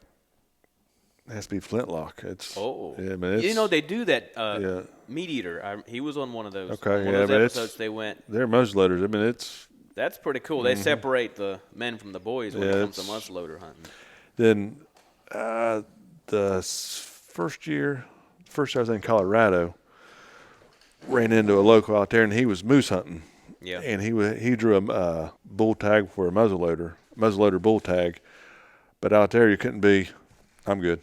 But out there, it had to be no scope, just open sights. Okay. That narrows it down. He had an inline, but it was open sight, so that's. You're still limited. It's still. Gives it. So you said that was in Colorado. Mm-hmm. So they have a muzzleloader elk season. He was. Yeah, they do. Their muzzleloader season for elk was like right in prime time bow season. Okay. But Russ, he had a moose tag. Oh. For a muzzleloader moose tag that he drew. Muzzleloader, but had to be open sights, no scope. Yeah. Well, like I said, that's more like the traditional way, I guess.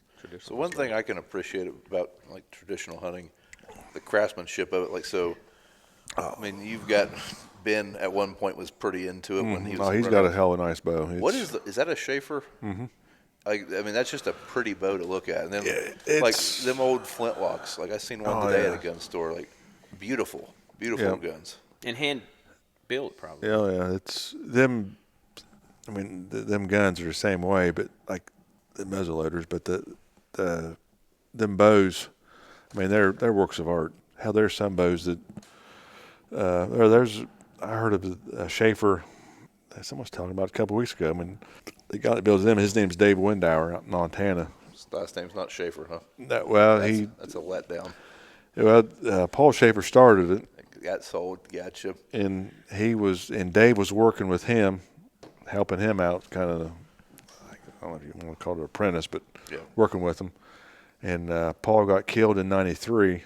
Okay. Then after he got killed, Dave bought the business from the family and been doing it ever since. How his bows, they start out at $1,300. Okay, so I mean, base, that's. And this is a bow with a string. Mm-hmm. That's it.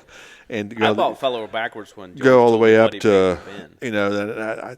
like I said, I think a couple of weeks ago somebody told me that Dave built a bow and it had carving on it, like $6,000. Oh, God. So I'm not, but I know there's blacktail bows. They're built in Indiana, and man, he's got silver inlay in them, and I mean they're heirlooms. They're well, $6,000-8,000 all day long. That's one thing I like about those, like you say, an heirloom. So, like when I started duck hunting, first thing I did was buy a nice camo shotgun, and after like a year, that thing still looked the same. I'm like, this is dumb. So now I use a walnut stocked, Super Black Eagle.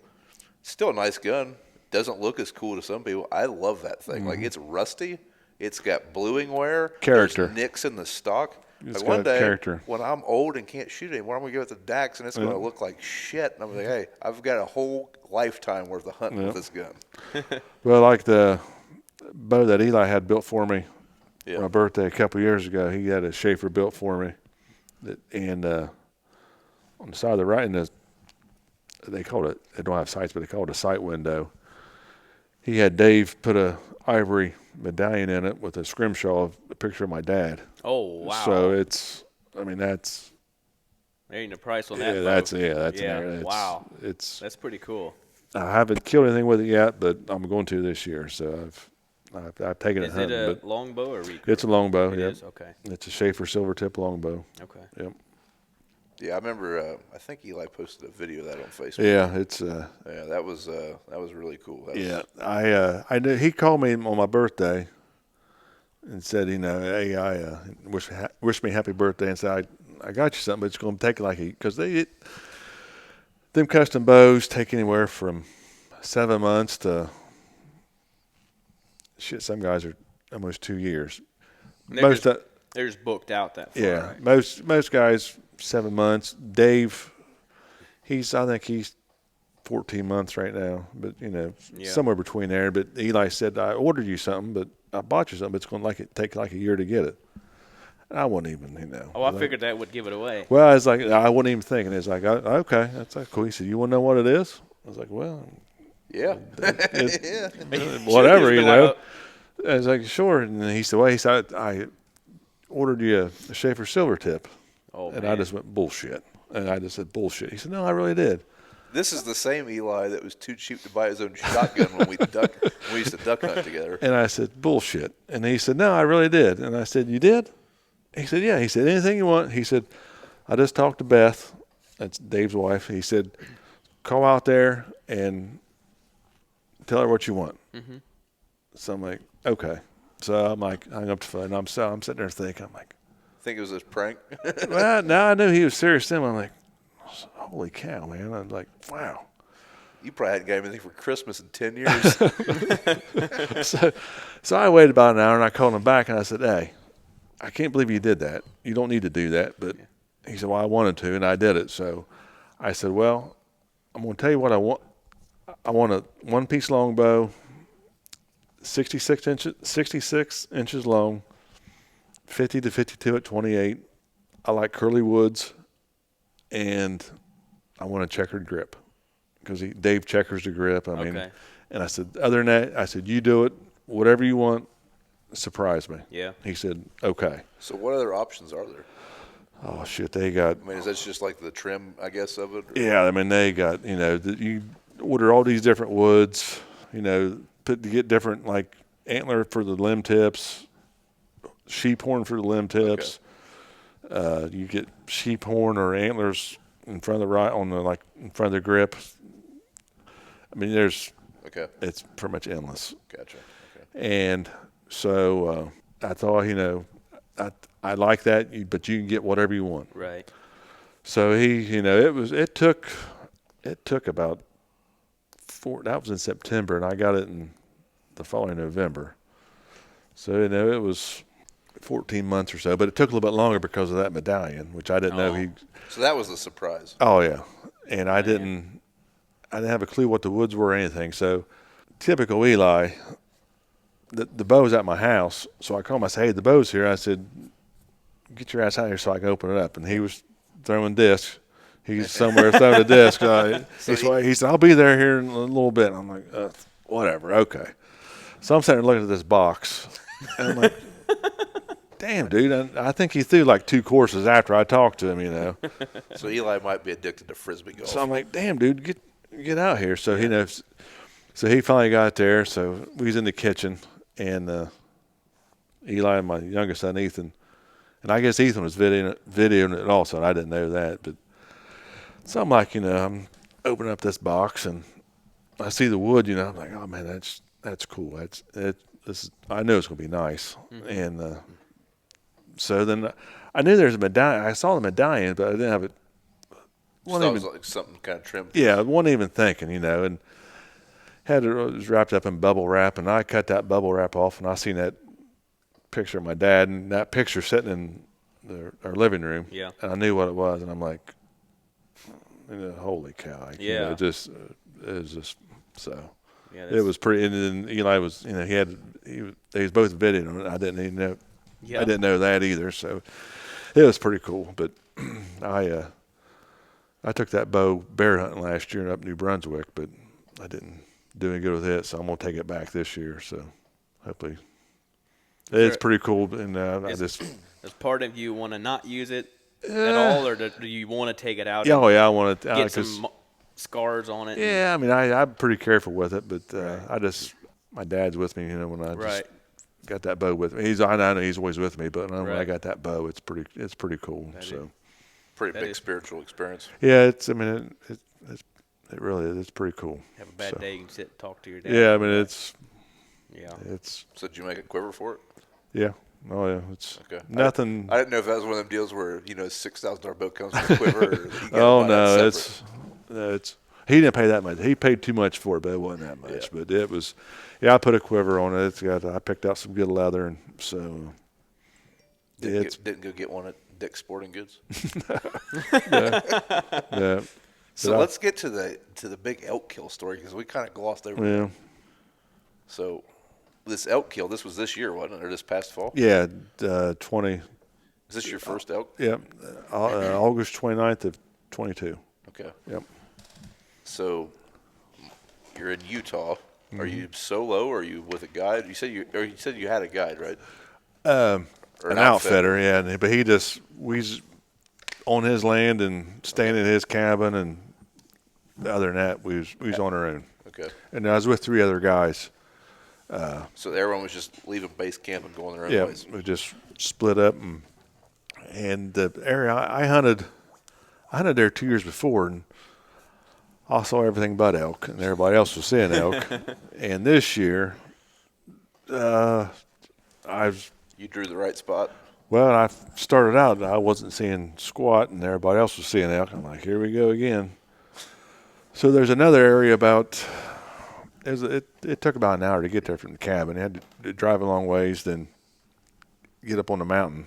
And I told Vance he'd hunted there before, the year we was at, the 2 years before, and I said I want to go over and hunt that hole, hunt that area.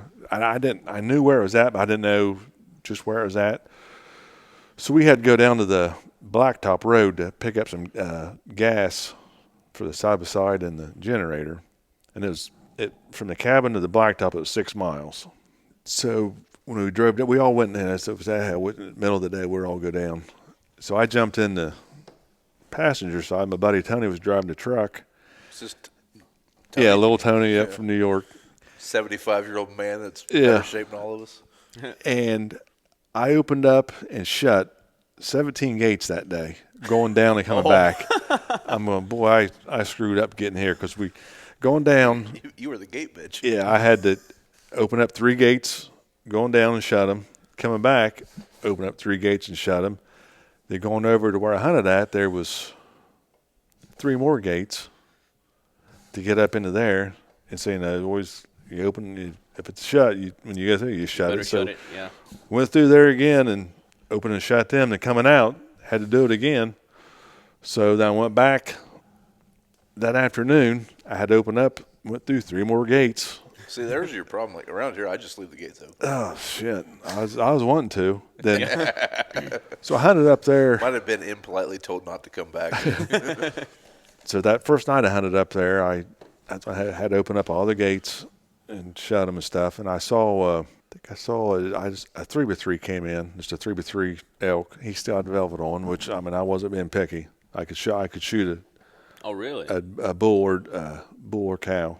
He was only about 30 yards, but I couldn't get a shot at him. So that was the first evening. Went back the next morning, and there was 4 different bulls was bugling, and it was a good morning.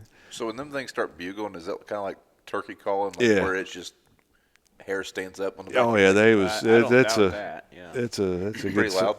Yeah, but they was kind of scattered out.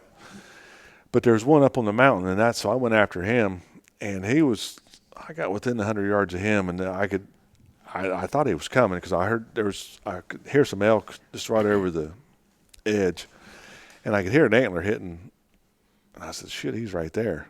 But then he bugled again, he cut loose again on up, so there's another bull in there, and the wind kind of changed, and everything just shut up. So I went back to the cabin, and then got back up there that afternoon.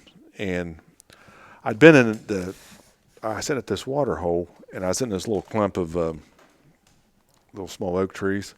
And it was perfect wind, but everything was coming from this side over here, and it was just too far. So when I was up there that morning, I went over where everything was coming in. I picked out a little spot, and I said, "This is going to be, I'll set up here this evening." I got up there, and the sun was shining down on it, and just hotter than hell. And you didn't want to be sitting in the sun because you want to be in the shade where better camo and stuff. So I'm gonna have to sit back in the oak trees. The second evening I was up there, I saw a good 6x6. He was in a wallow. Made a rub in that wallow and stuff, and I just couldn't get it. He was 50 yards and too far, but then when he came out, I couldn't get a shot at him either. So I knew I was in a good area. So I think that's when I went over to that other spot. So I got up there that next evening. An elk, he started bugling down in the canyon from where I came from. He probably bugled like 4 or 5 times. I'm like, shit. So I was like, I'm going after him. So I grabbed my stuff and I was like, no, I'm going to hold off. I can look down in there. Are there moving schedules kind of like deer, yeah, like early in the morning, late in the evening? Yeah. So I said, I'll leave these oak trees and I'll watch that canyon and see what he's doing and kind of go from there. So I grabbed my bow and I just kind of standing watching that canyon, watching on both sides because I could see I saw elk on the other side of that canyon. And I was watching mule deer and stuff over there. So I was standing there, and I heard something, looked over at that water hole. I saw an elk walking, and it stopped by these aspen trees. And so I'm like, "Gosh." I'm standing there right out in the open, probably 50 yards from him. So I knelt down, grabbed my bow, and turned around. Well, he was looking right at me. I couldn't tell, but he was looking right at me. And he took off running, and all I could see was antlers. Yeah. I'm like, you got to be kidding me. And he was like 20 yards from where I was wanting to be at, but the sun was blazing down on it. So it was like, I'm going over there no matter what. So I grabbed my stuff, walked over there and got set up. It wasn't 10 minutes. 10 minutes later, here came a big cow, a small cow, and a calf walked right by the oak trees I was just at. Got down to the water. Well, one that the big cow was she was the closest. She was drinking out of this little seep, and the small cow and the calf was up at that wallow where that bull was at the night before. It's like, you got to be kidding me. So I'm looking. I was there's like a bank between us. I could squat down, get underneath this bank, use it for cover. Then I was picking my spots out where I could walk. So I did that, and I probably walked. She was about 30 yards, and I probably walked 5 or 6 steps, and I peeked up over looking through some sagebrush, and she had me nailed. I mean, Really? Oh, yeah, she had me nailed. So I'm like, so they went up on the side of the mountain, and she was barking, and like an alarm bark, and I was like, well, Toast. I'm screwed the whole night. And everything, she was loud. It was loud. Yeah. I said, I'm screwed. So I was like, I just walked back up to my oak trees. I said, I'm going to finish out the night right here in these oak trees. I'll just sit here and Might as well sit in the shade. yeah. Watch the sunset, and ain't nothing else to do. So you thought you were done. Yeah. So I could see they kind of worked their way up the mountain and stuff. I was watching them. And it was probably maybe a half hour later, this bull bugled behind me about 70 yards, and I'm sure he's the one that was down at the bottom to begin with. He cut loose. I'm like, holy! He was loud. He was right there. So my bow was ready, but I grabbed it, and so I knew if he came to my left, I had a good opening I'd cut out of them oak trees. I knew I was going to be good, but if he came to my right, he was going to be like right on me, and it was kind of thick right there, but I didn't know which way he was going to go. And so I kept watching for him, and I could see I saw the antlers come up over that. Oh man! Up on that bank on that big flat I was on. He went to my left, so I was like, oh yeah, I'm golden. And so he just.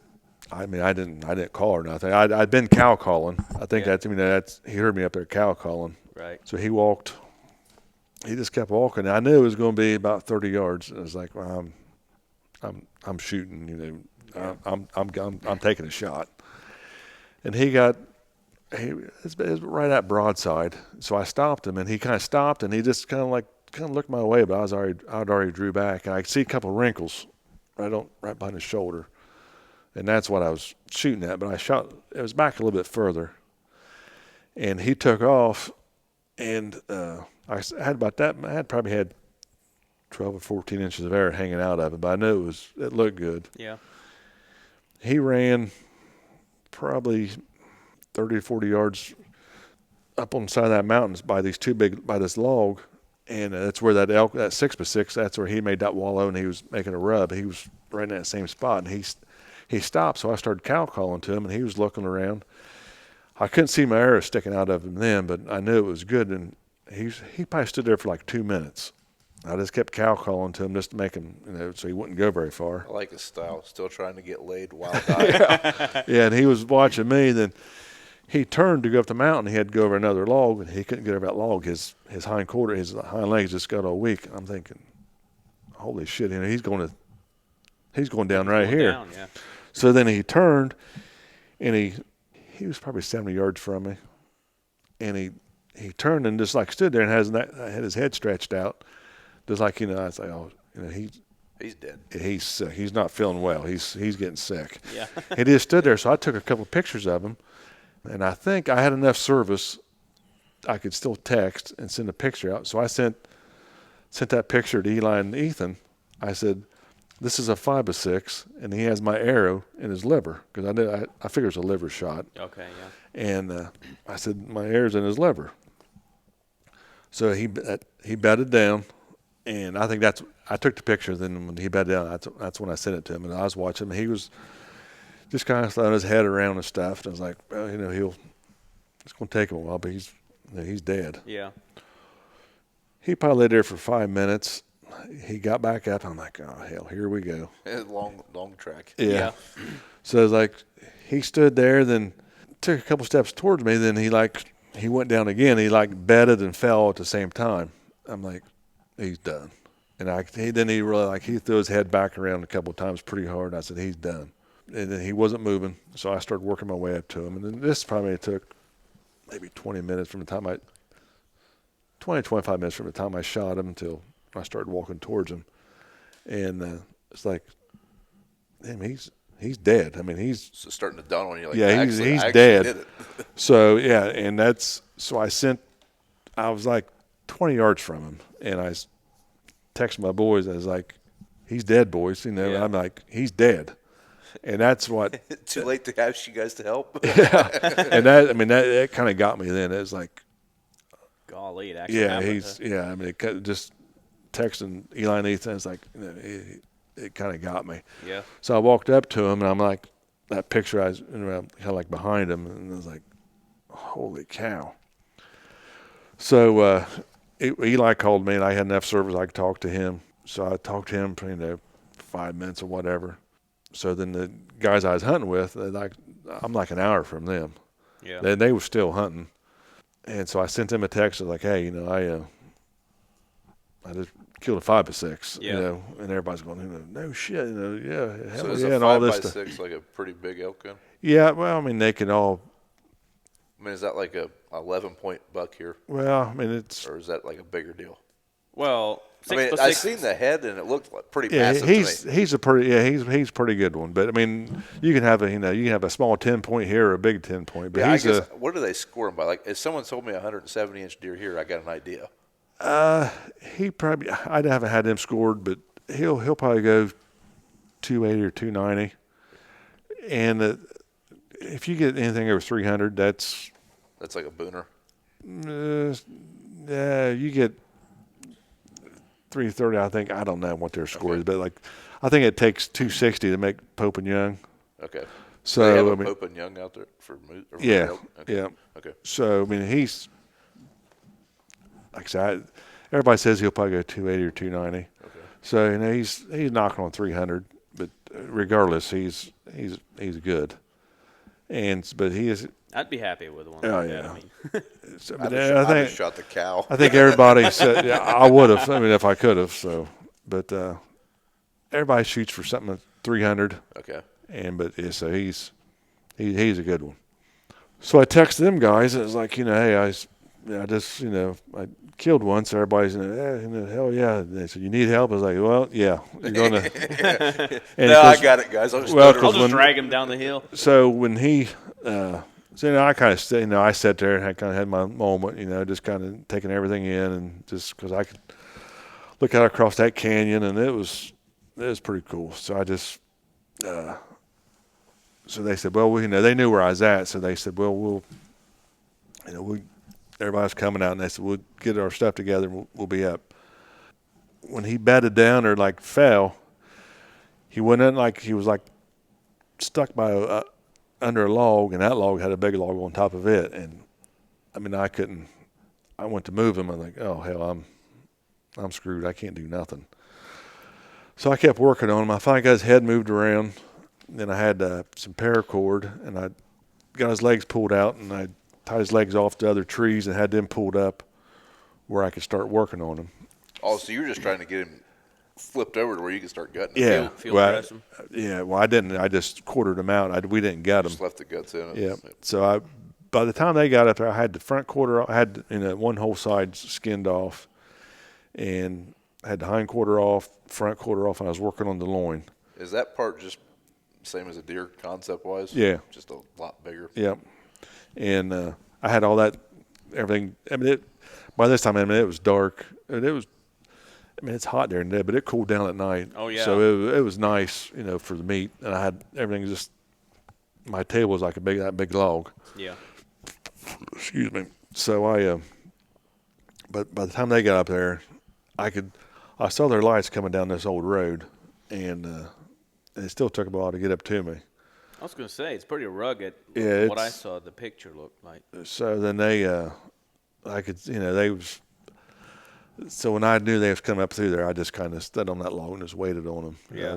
It was pretty cool because I'd been hunting with them guys. I'd hunted with Vance before, and then Tony, he comes down and hunts with us, and the other guy, Brad, from Wisconsin, I just met him that week, but it was pretty cool to be able to share it with all them guys. Yeah. And so they got up there, and we did our thing, and so they started.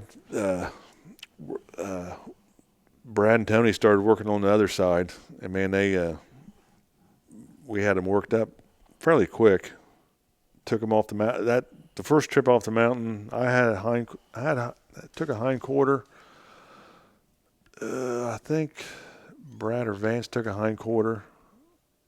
Then Tony, I think Vance had a hind quarter. Brad had a bunch of loose meat. Tony had my bow and my stuff and like a small bag of meat. And got down to the. I was going to ask if you gave Tony like the hook. Tony's about 5'2". Oh yeah. So we got down to the truck and they had to go back up again. It was like, had to cross the big boulder field, and it wasn't bad. I mean, it's a good for packing out elk. It's a pretty good pack out, but yeah, you did something. Yeah, coming down with that on my back. Then did you only have one tag when you were out there? Yeah, okay. So just walking across them, and it was dark, and going across them boulders, and so on the last trip out, Tony he went back to the cabin, and there's just Vance and Brad and myself, and they had I don't know what they had, that front quarter. Then I had the head, but I just had the head over my. I seen that picture. Yeah, and that about killed me. It was just heavy, awkward. Oh yeah, that. I should have put it on my pack frame. I don't know why I never. I think because made for a really cool Instagram post. Yeah, but I think they took out. They must have took out both front quarters. I think Brad had my pack, so I just threw that head over my shoulder, across my shoulders, and that was a mistake. You try walking through brush with it. Yeah, it was tough. Whenever I seen that picture, it reminded me of like the traditional turkey hunting pose when you got the bird over your shoulder. Mm-hmm. I was like, oh, he just did that for a picture. Yeah. I didn't realize you walked it out. Oh, yeah. I had to take a break. It about killed me. I thought you did that for an Instagram picture. It was heavy. It was. So we got back to the cabin that night, and finally we got back to the cabin. It was like 1:30 in the morning.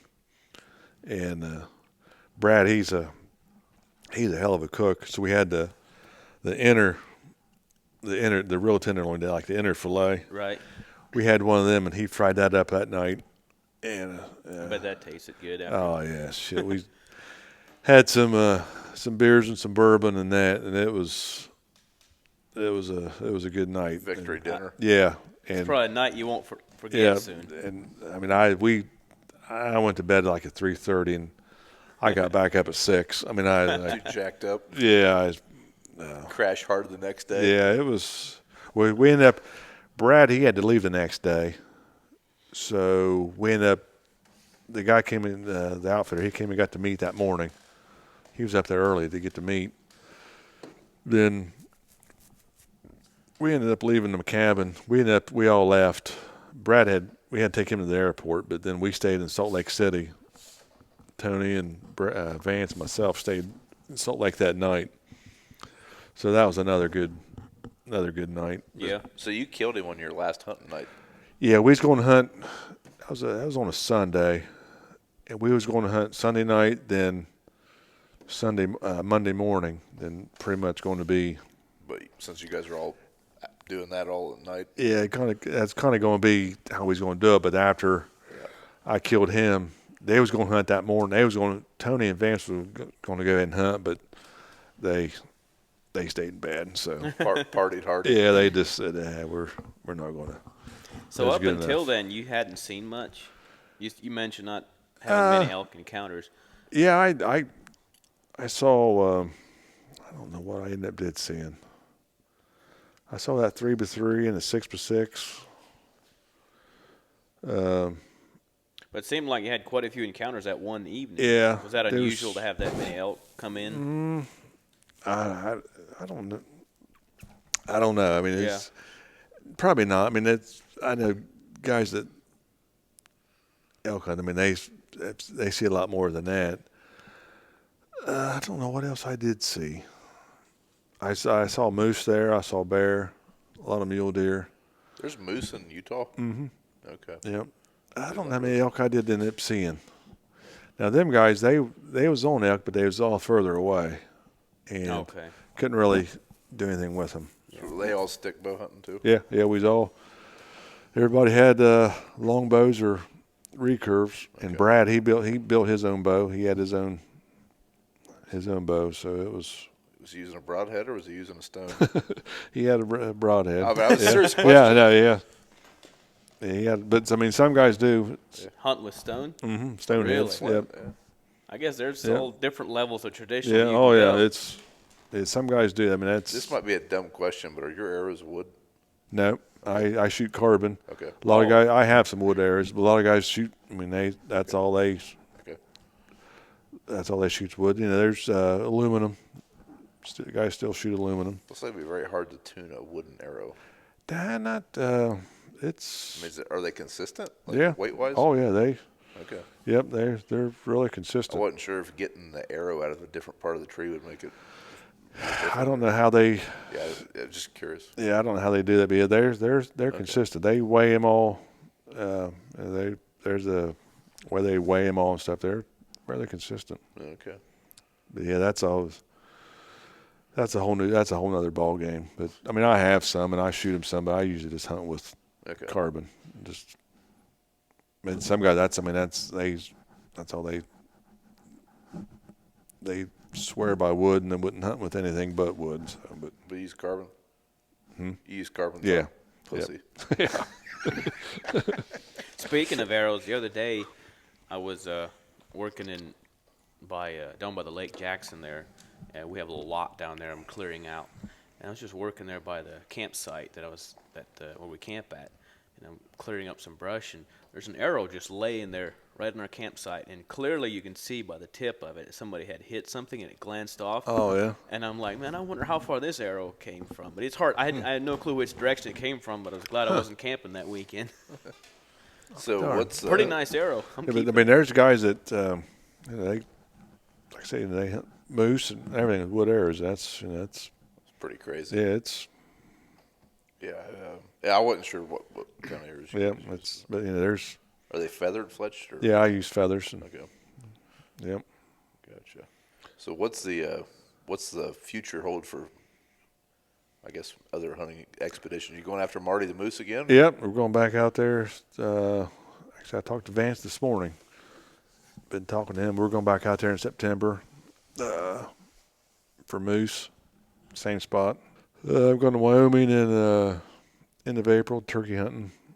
We never even touched on turkey hunting. You're real big into that shit. Then actually, I didn't hunt a whole lot last year. Because I'm going back up to New Brunswick bear hunting first part of May, so that kind of cuts into turkey hunting. But I'm going back up there. Are you stick bow turkey hunting now, or? Yeah, out in Wyoming I am. Here I still hunt the shotgun.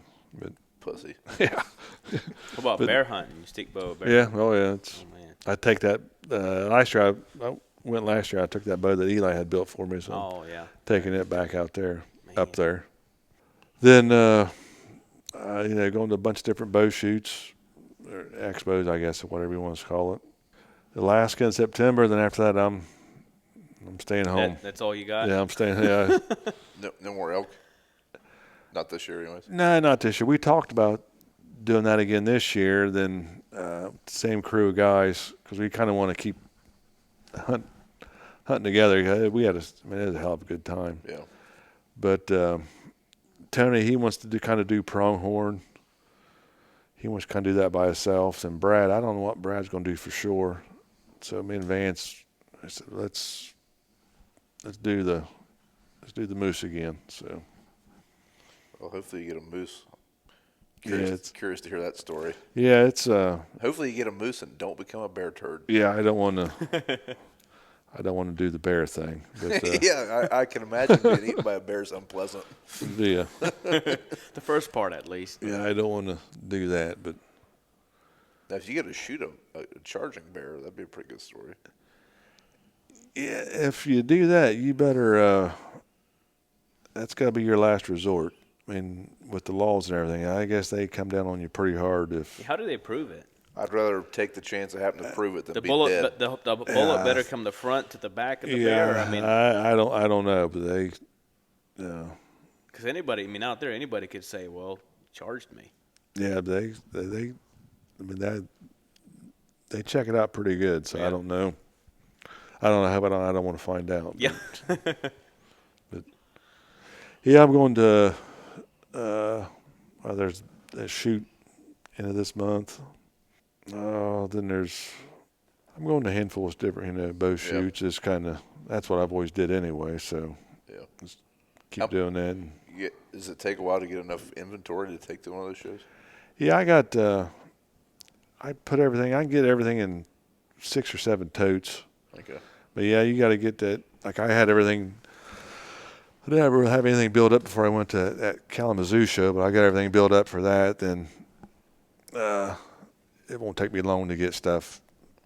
I just keep adding to it now, so I got everything kind of how I want it, and just kind of keep it all out. And I get everything kind of in my, in the back part of my truck. Then when I go to the rendezvous and stuff, I camp out there. So at my truck, it's full then. But like Kalamazoo, I didn't, not a lot of stuff. And when I go to Tennessee, I'll be camping out there, but it won't be too bad. Okay. But yeah, I can get everything in 6 or 7 totes on my inventory and just get set up. Yeah. So before we sign off here, completely switching gears, you got any good prison stories? I mean, you spent 30 years in prison. Oh yeah, there's actually my buddy Vance. He, like I say, no, I don't talk a whole hell of a lot, but You've been talking for 2 hours. yeah, well, we was in Alaska. Now he knew I worked retired from the penitentiary, and he said, "You got any good stories?" I was like, "Nah, not really." And he told somebody, and then he said, 31 years in a prison. He says he don't have no stories, but I mean, I don't know. You've told me so. Yeah, nothing surprises me. I mean, You weren't you weren't there at the prison riot, which I don't know which prison you was at. '93. I went down there. I was down there. Really? I didn't work there, but I was down there. Yeah, it was. The Lucasville riot? Mm-hmm. So in Lucasville Penitentiary in Southern Ohio, there was a big riot in 1993. Yep, '93, April of '93. That was a pretty big deal. Wasn't Easter it, like national Sunday. news? Yeah, it was like I think it was They killed a few COs, didn't they? one officer and I don't know how many inmates. I forget now. I think it was like they call it like the deadliest riot, maybe. I think so. Yeah, there's a documentary that we No, watched on it. That's all I know. There's a about good it. one on Netflix. Yeah, I think that's the one we Yep. watched. Yeah, it's pretty good. Yeah. Yeah, I was down there. I mean, we didn't do anything, but it was kind of hairy a couple different times. How long? I don't remember how long it went on for. I think 11 days. That's a long time Yeah, to be. it was. I went down there the whole time. Sounded like they settled some scores while they were Yeah, that's between. Like I guess in the prison you have to different gangs or whatever they're part of, and you have like the one guy was talking about the Crips and the Bloods, and like I guess they settled a few scores that they needed to. Yeah, the Muslims and the they're the ones that Aryans. started it, isn't it? Yep, the Aryan Brotherhood, and Yeah, Aryan. That was another one that. then they had like a hit squad or kill the snitches and all that And shit. Lucasville is I mean, there's some bad dudes in there, right? That's where they execute people, isn't it? Yeah, but there's bad dudes everywhere. I mean, Isn't it one of the worst though, as far as just Robert- hardened criminals? them guys, if they're doing a bunch of time, I mean, they might start out at Lucasville, but their security gets decreased, and they'll come in. We had like CCI, then there was death row at CCI, Okay. and then there's a lot of guys that doing double life at CCI. So they might start out at Lucasville, but after years, they get their security decreased, and they'll start going to other institutions. So when they get their security decreased, they have more freedoms, I'm guessing, in a different yeah, facility. yeah. But I mean, they're all assholes. They're everywhere. Oh, really? I mean, they're. You're not exactly their friend when you're prison. No, so you were a prison guard then? Mm-hmm. Okay. Yeah, so you were you talk to directly them. in charge of like making sure they walked the line and. Well, yeah, it's not like TV, but yeah, he was right there all the We time. could probably do a whole episode on. Yeah, I mean, you that. talk to them, and you gotta work with them. I was converse gonna say, with them and stuff. what's the general atmosphere like? Are you pretty despised, or you know who you kind of know who that Yeah. is going to talk to you and who doesn't even? Yeah, wanna? yeah. Okay. Did you ever have poops thrown at you? No, but yeah, I mean that stuff happens. That's what I thought. I've seen guys, covered in it. They get all whacked out, but the at Lucasville, right? I was working second shift, and I never will forget. The captain called me and told me that, hey, they got a situation at Lucasville, and they're going to send you guys down there.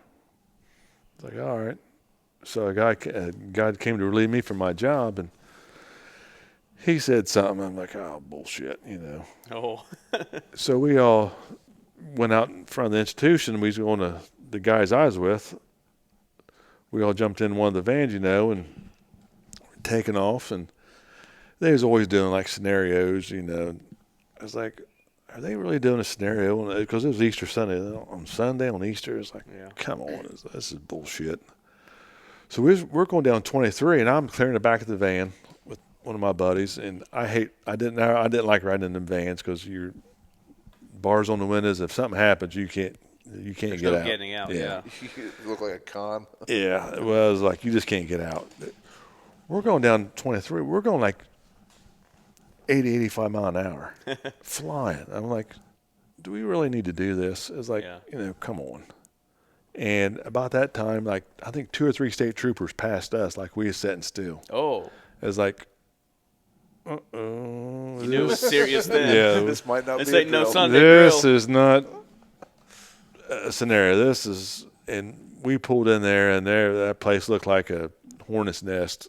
I mean, there's a helicopter flying in, and I was like, oh shit. I was like, Wow. damn, I wish I was home. Yeah. I was like, yeah. So it was interesting. So did they call you guys in to just work on the other side of the prison that wasn't taken over? Yeah, there was only a certain wing. Was there wings to that prison? Yeah, there's 2 wings, and I forget which one, but no, we was pretty much just on standby. Then it was pretty unorganized at the beginning. What were you going to do, though? I don't know. I mean, Go in and It knock was some pretty heads. unorganized at first. Then they started getting all their shit together, but then they put us on separate, different posts, like outside or watching the corridor where everything was going on. It was interesting at times, but so were you down there the whole time till it was over? no, we was down there. I don't know how many days. And came home, then went back. Then was down there to the end. So we was home down there for for the whole time. But there's guys that were. Then the guys that was hostages. So you got to it was Pretty fucked up. Yeah, it was tough. I mean, you got to feel for them because it was. Less than ideal. One of the guys, Yeah. what did he say, like a year later, he actually walked right back in, went back to work? Yeah, there's. That'd be pretty hard. Yeah.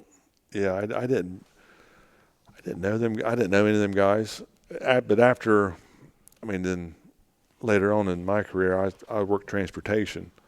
So I got to know a lot of guys down at Lucasville and stuff. But none of them guys. I think a few of them worked down there at that time. But but it's one of them deals, I guess. Yeah. Wouldn't want to be inside when something like that happens. No kidding. Yeah, it was Did tough. that stick in your mind after that? I don't know. It could happen anywhere, anytime, I guess. But Yeah. if it happens, I guess hope it's your day off or you're not there. Oh, It's man. like I'm That somewhere else. Sounds like a good strategy. Yeah, it's like Taking a bathroom break when it goes down. yeah, like get the hell out of here.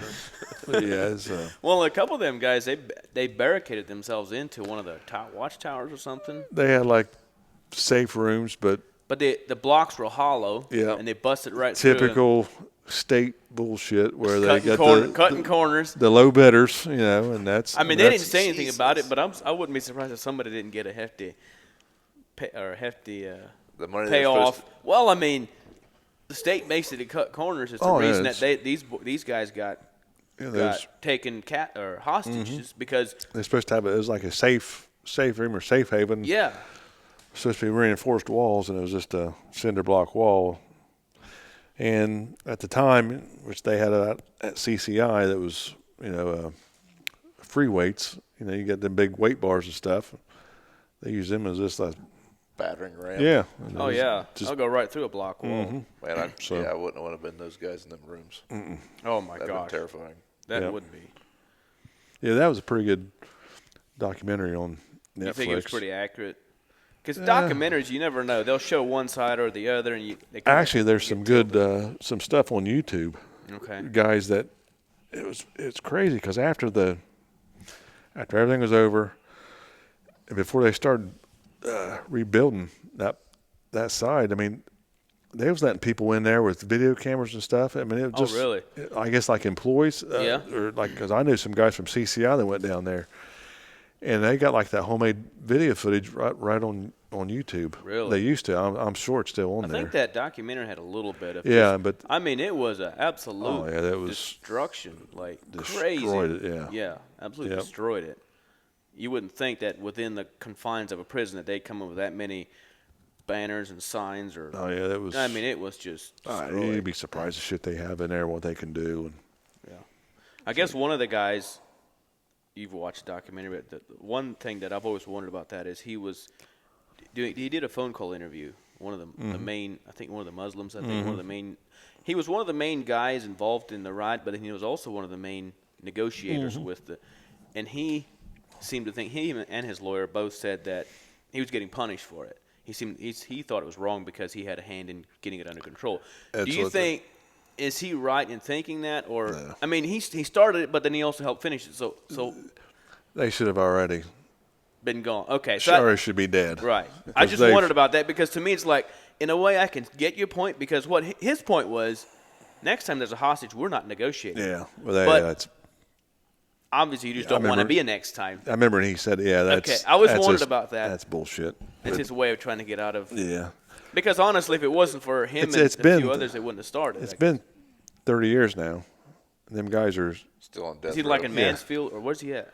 They're up in Akron. There's a Supermax up there. Yeah. A couple of days ago, I think Missouri, they executed a guy. 20 years.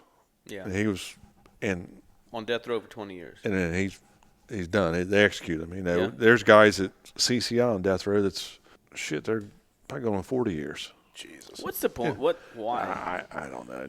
I will say the one thing that what if there's an innocent guy on death row? So that's the only part that makes me think about, give him a chance to prove his innocence. But granted, that's probably not very common. Yeah, after 40 years, I'd say that ships have sailed. But I'm just saying, like, if they put him in, and in 2 years they whack him, your chances of actually getting a court case or a plea deal or anything is pretty slim in that time. That's what I'm saying. It would be the only reason for me. But other than that, it seems kind of crazy to let it go that long. So when you were out there, did you see, or do most people on death row just die of old age? There were some guys that died out there. Then there's one guy. They actually took him. His date came up, and they took him down, and they said they couldn't find a vein. Oh, my gosh. That stupid shit like that. And so they brought him back, and the next day. How big of a mind toy would that be for that dude? No kidding. But they couldn't find it. They said they couldn't. They didn't want to. As long as DeWine's governor, they're not going to execute anybody. Really? Okay. And the next day, the lady that she had to go, she did blood work on him, and she said, first try, she said, I found his vein. And because I've taken guys I've taken guys to the hospital for medical runs, and if they can't find a vein, they have like an ultrasound. Mm-hmm. I mean, they'll find a vein if they want to. They can. They'll find a vein. Yeah, but if you're about to die, they're going to stick you some way. Yeah, they're going to they'll find a vein. See what? I mean, I wonder why they went that route instead of just be like, we're just not doing it. I mean, I don't know. Easy way out. I guess. But them guys, I think it's like 30 days or whatever before their date comes up. If their date's coming up, they watch them. They'll isolate them and watch them. They're not allowed to do the job themselves. Well, that, but because the guys they'll quit drinking. They'll like dehydrate themselves so like their veins and all that stuff. They're just. I hear sound again. So I think we're back on the recording now. So we had a minor technical difficulty. The recorder, the battery turned off. But anyways, we're back now. So back to the guys, you said dehydrating themselves. I can imagine being in that mindset of getting to the point where you're about to be, your execution date's real close, maybe the day of or the day before, and then making the decision to delay it so you can go through that again leading up to an execution date. Yeah. That would just be to me. I feel like if I'm gonna go, I'm just let's just do it, because the mental torture would be more than I'd want to deal with. It'd definitely be. But like you mentioned, they must have it pretty nice if they want to just keep living. You know, the prison must not be that bad if they want to keep living, I guess. I mean, I that's maybe a bad way of putting it, but I wouldn't want to do it. But like I said, when we was off air, like, you know, a guy in there with a DUI or not paying his child support has it tougher than the guys on death row, other than a date hanging over their head. Right. But knowing that's going to be probably 30 years at least before anything happens. So yeah, just wonder if that factors into. I don't know. That just seems crazy to want to delay it like that. Did they get the last meal? Is that Yeah. real? Like they get to pick anything they want? Because I'd pick morel mushrooms. Like, hey, go find me some morels. It's December. they got all that. Okay. Did you get to talk to any of death row inmates? Oh yeah, I mean, that one job I had was I worked the corridor, like in the cell block. So you're like in charge of all the doors going into the cell blocks. I mean, you see them, and you interact with them all day long. What's their general like atmosphere? Are they pretty like? Do they seem normal? Yeah, I mean, yeah. As normal as the rest of the prisoners. It's.